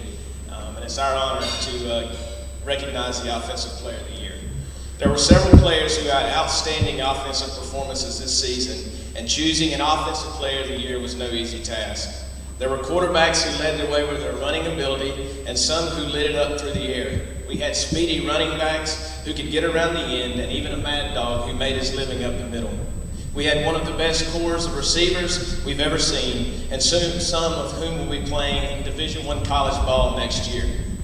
Eventually it came down to players who had the biggest impact on his team while overcoming unsurmountable odds. Our recipient led his team to a region championship and playoff appearance, throwing for 1,641 yards and 22 touchdowns in just 7 games. With him in the lineup, his team was unstoppable.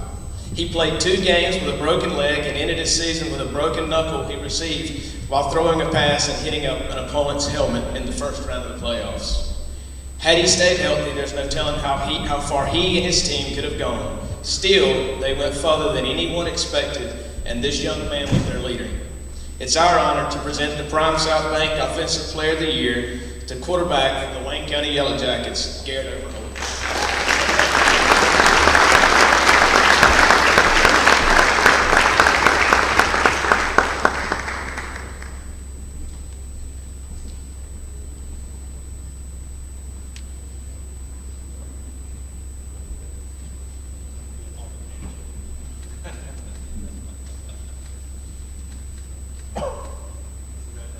It was the Garrett Overholt still wearing a cast. Hang in there, Garrett. Congratulations.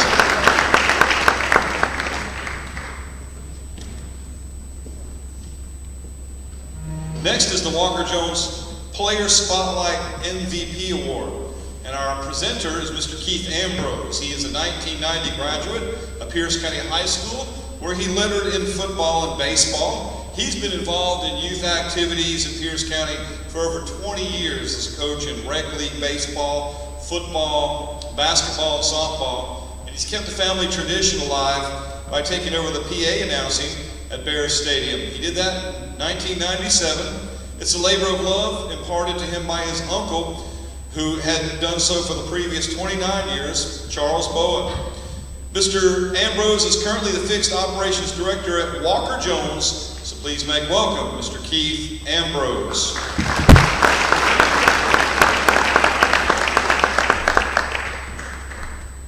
Before we go forward, I just want to say thanks to Sean Smoke and In the Game magazine, whether it's media days or the banquets like this. It gives a venue for these young men and the coaches and the hard work they do that a lot of times Southeast Georgia just doesn't get that recognition and accolades they get. So thanks to Sean Smoke and In the Game magazine and what a fine banquet that they have for these young men. The Southeast Georgia MVP Award goes to the student athlete who goes above and beyond being just a great football player. They make an impact anytime they're on the field. Last year's MVP, DJ Dallas, has continued his success and will be playing in the Orange Bowl in a few weeks. We also expect great things in the future from this year's winner, who has several college offers.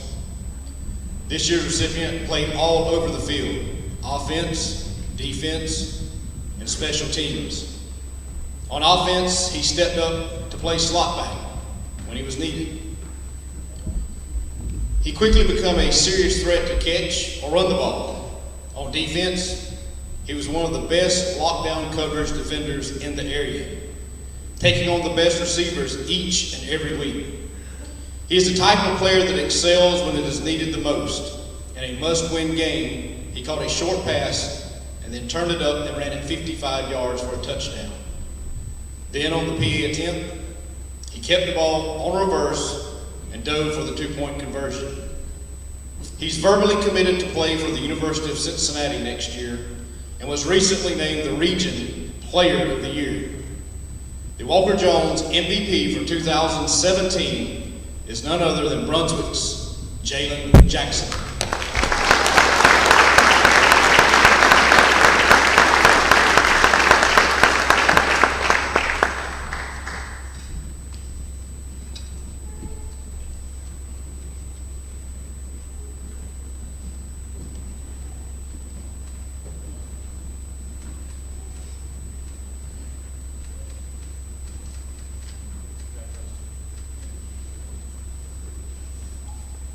Congratulations, Jalen. Well deserved.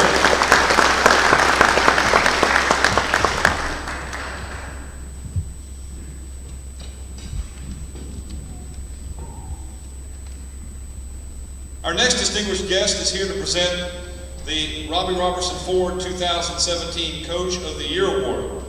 He is a 1981 graduate of Coffee High School in Douglas, where he earned 4 letters in 3 sports: football, wrestling, and track during his high school career. And we were hoping that tonight we could congratulate the Trojans on their first ever state title in football, but due to the Atlanta snow, we'll have to wait a week as they play Lee County this Friday night for the 6A title. So, Robbie, we know you're sitting on pins and needles too. He's an avid hunter and a huge supporter of high school athletics all over Southeast Georgia. So please, a round of applause to welcome the owner of Robbie Robertson Ford, Mr. Robbie Robertson.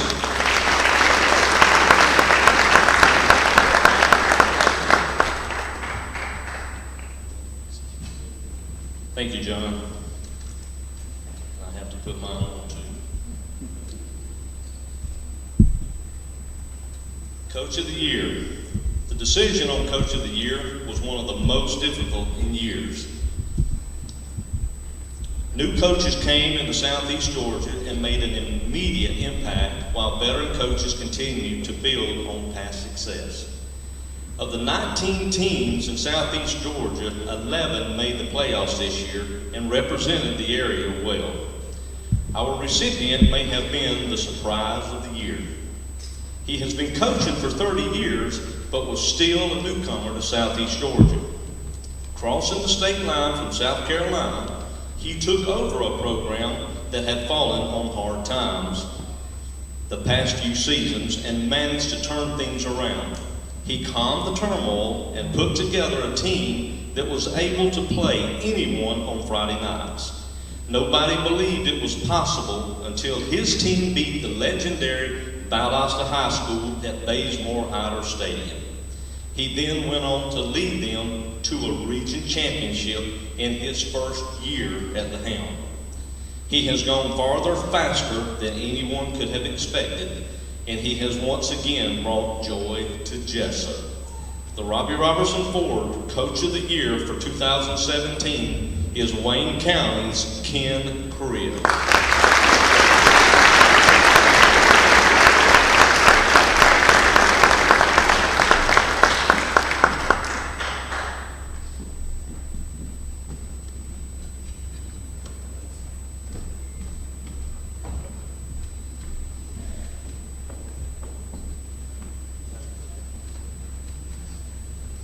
Congratulations, Coach Cribb.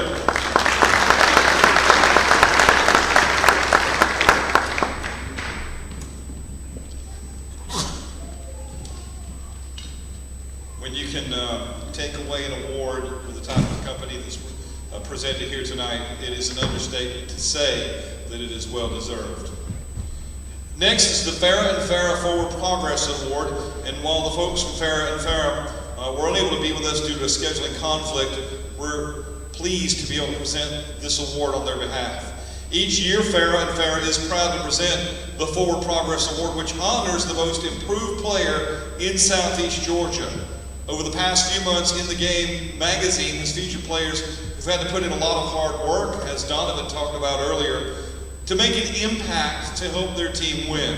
And whether it's extra drills after practice or spending more time in the weight room, each one found a way to improve. This year's recipient did whatever needed to be done to help his team. He started his career as a freshman quarterback, but then switched to become an all-region receiver. But when his coach called on him, he went back to QB and had to relearn the game from a different perspective again. This season he passed for 2,152 yards. He ran for another 543 yards and led his team back to the playoffs. And as a farewell, the final play of his high school career was a 90-yard touchdown pass. Next year he'll play college football, but will make the switch once again to receiver. The Farrah and Farrah Forward Progress Award for Most Improved Player is Charlton County's A.J. Bell.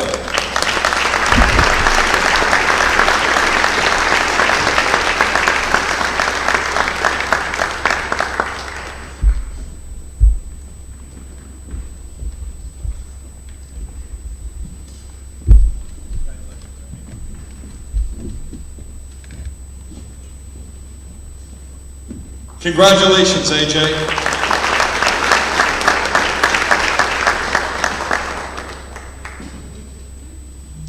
The Crossway Realty Humanitarian Award. It's a very special honor, and here to present it is Clay Thomas from Crossway Realty, an avid high school wrestling father and fan. If you don't believe that, just stick around for about 5 minutes, or 10, or 15. He'll talk about it a lot, and like Donovan said, passion. You can hear a lot of passion in Clay's voice when he talks about these things. He's competed in multiple triathlons. His favorite hobby is open water swimming, and he's competed in both the Atlantic and Pacific Ocean and the Chattanooga River. Most notably, he completed the escape from Alcatraz, a race in which swimmers attempt to swim from Alcatraz Island and back to San Francisco. He did the swim in 1 hour and 58 minutes, and many of you could call that impressive, but I think it's kind of insane myself. But Clay survived the 56-degree water, and more than anything, he's here, honored to present the Crossway Realty Humanitarian Award. Please make welcome Clay Thomas.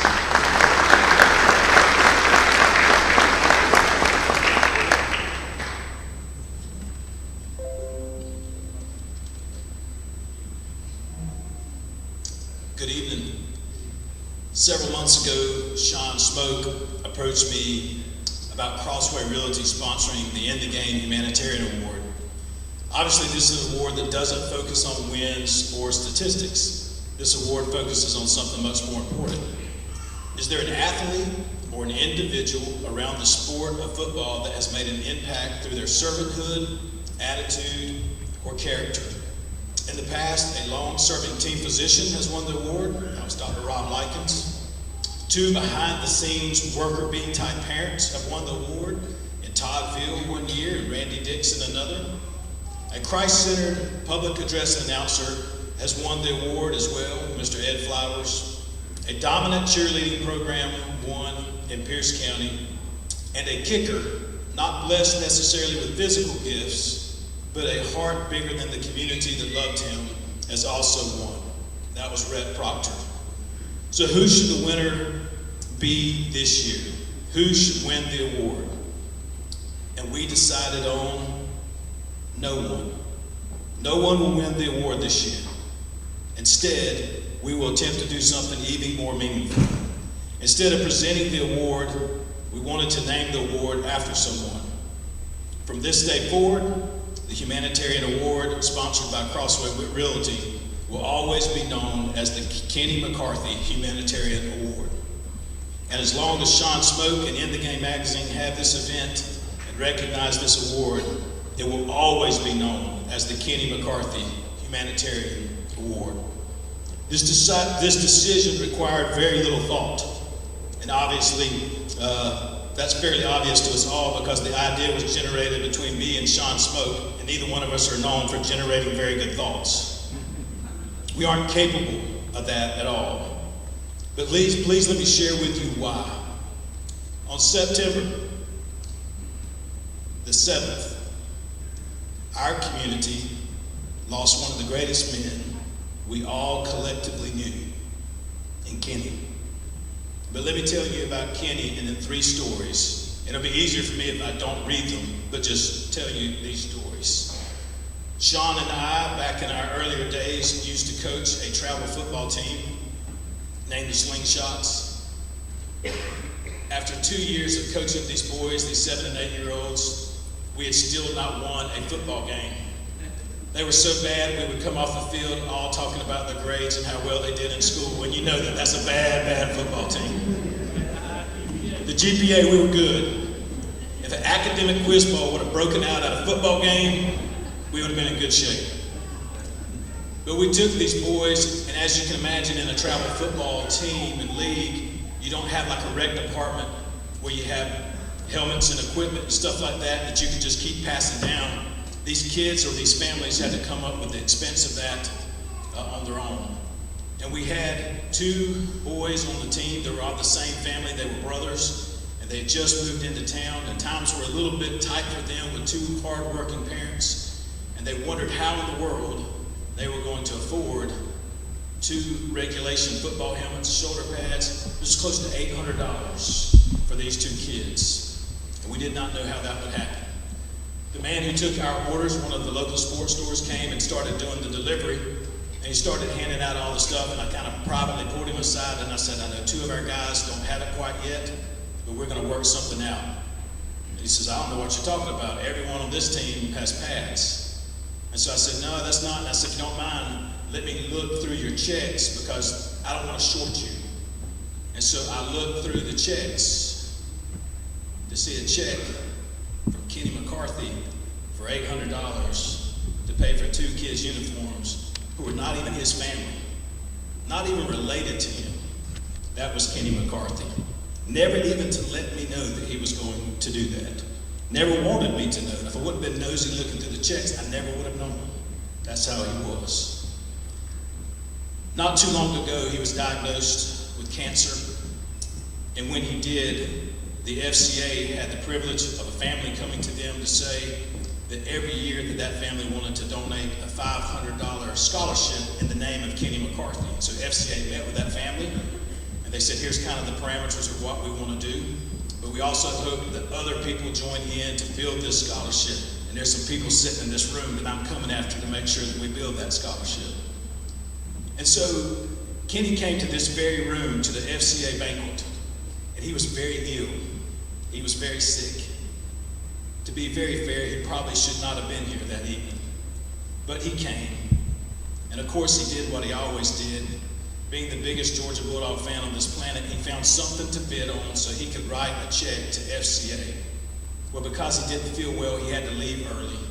And so the next day, after knowing that we had decided to name a scholarship after him, we went to his pharmacy where he was there for just a moment to give him his football that he had bid on and he had won. And obviously we weren't going to make Kenny McCarthy, the man who was the most generous man in the history of FCA, pay for his football. And he would not hear of it. He got us a check, and he wrote us a check for his signed Georgia football. And the next thing you know, he goes into his front pocket and he pulls out a check. And to protect his privacy, I won't tell you the size of the check, but it was a large check. And he handed it over to FCA. And he said, I want to be the second person to donate to the Kenny McCarthy Scholarship. Third story. The man can take a joke better than anybody else. Back when I did color commentary for Ware County, Kenny was one of the main sponsors. As a local pharmacist, a big Georgia graduate, he was one of our big sponsors. And he would sponsor our radio program.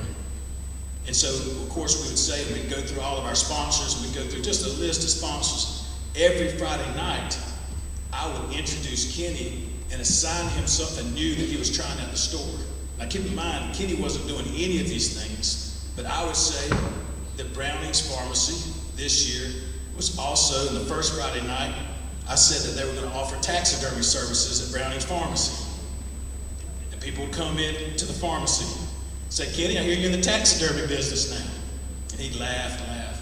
The next Friday night, I'd say, I don't know if you know this, but Browning's Pharmacy is now offering banjo lessons. You can contact Kenny McCarthy and he'll give you banjo lessons. People come to the pharmacy asking him about banjo lessons. And then the third time I said that if you wanted to, you could drop off your deer this deer season and that he was going to process any deer that you had right there in the pharmacy. Finally, the radio made me quit doing that, but it did bother Kenny. But WKUB thought they were going to get in trouble. Kenny thought it was funny. Guys, 99% of you that are sitting in this room don't know Kenny McCarthy. I get that. But here's what I want you to know. He was known as a dog fan, but that's not what I remember him as. He was a servant. He was and is a constant reminder to me about being a father. He was an unapologetic follower of Jesus Christ. And when you're sitting out there, I know dads and I know kids want to say, maybe I'm the next Roquan Smith, or some young hotshot quarterback in here that can't keep his mouth shut might say, I want to be the next Baker Mayfield. But here's my question. I want to know who in this room is going to be the next Kenny McCarthy. That's what this humanitarian award is about. I am a huge fan of high school wrestling. And I will tell you this, if you know anything about wrestling, you think Alabama has a good football program, Penn State's wrestling program runs circles around Alabama's football program. If you gave me the choice right now, as a father, for my son to have a full ride to Penn State, or for one day to him to somewhat resemble Kenny McCarthy, I pick Kenny McCarthy every single time. Every time.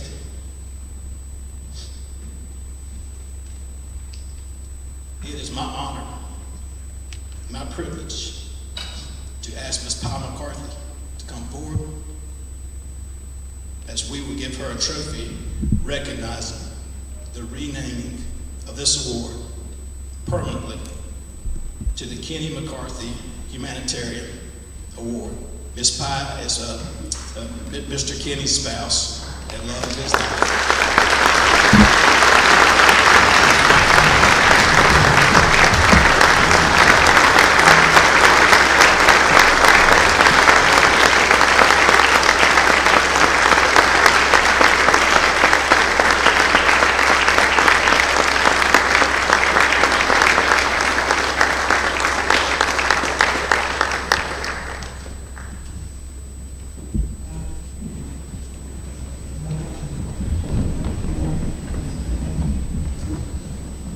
Folks, that deserves another round of applause, please.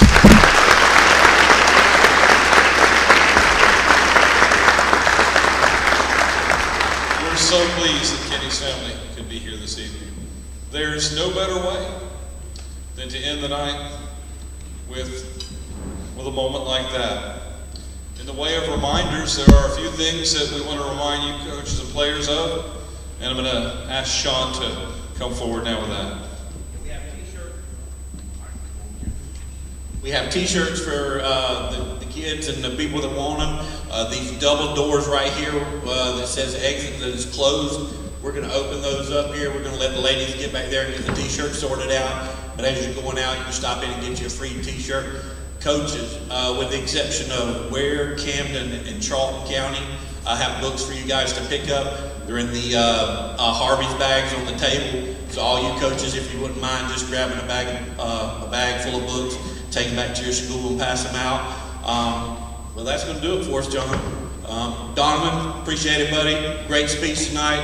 Donovan's going to hang around. He's got his books if you want to get your picture made with him. I'm sure he'd be glad for you to do that. Please get your pictures made with your awards in front of the sign and tweet those things out. Send them out on Instagram. But that's going to do it for us this year. Appreciate everybody coming. Everybody have a Merry Christmas, and we'll see you next year. All right, ladies and gentlemen, that was the 2017 In the Game Sports Awards Banquet, brought to you by Robbie Robertson Ford, Coastal Pines Technical College, Prime South Bank, Walker Jones, Fair and Ferry, Crossway Realty, and Gibson Animal Clinic. I'm Adam Bell for Charlton Sportsnet, Tammy Bell, In the Game Network, Sean Smoke, and John DuPont. I appreciate you watching tonight's presentation of the In the Game Sports Awards. Next webcast for CSN will be Indians and Maidens basketball. Check our Facebook pages for tip-off times on that. Everybody have a great week. Stay safe. We'll see y'all next time live on CSN. Thank you for watching.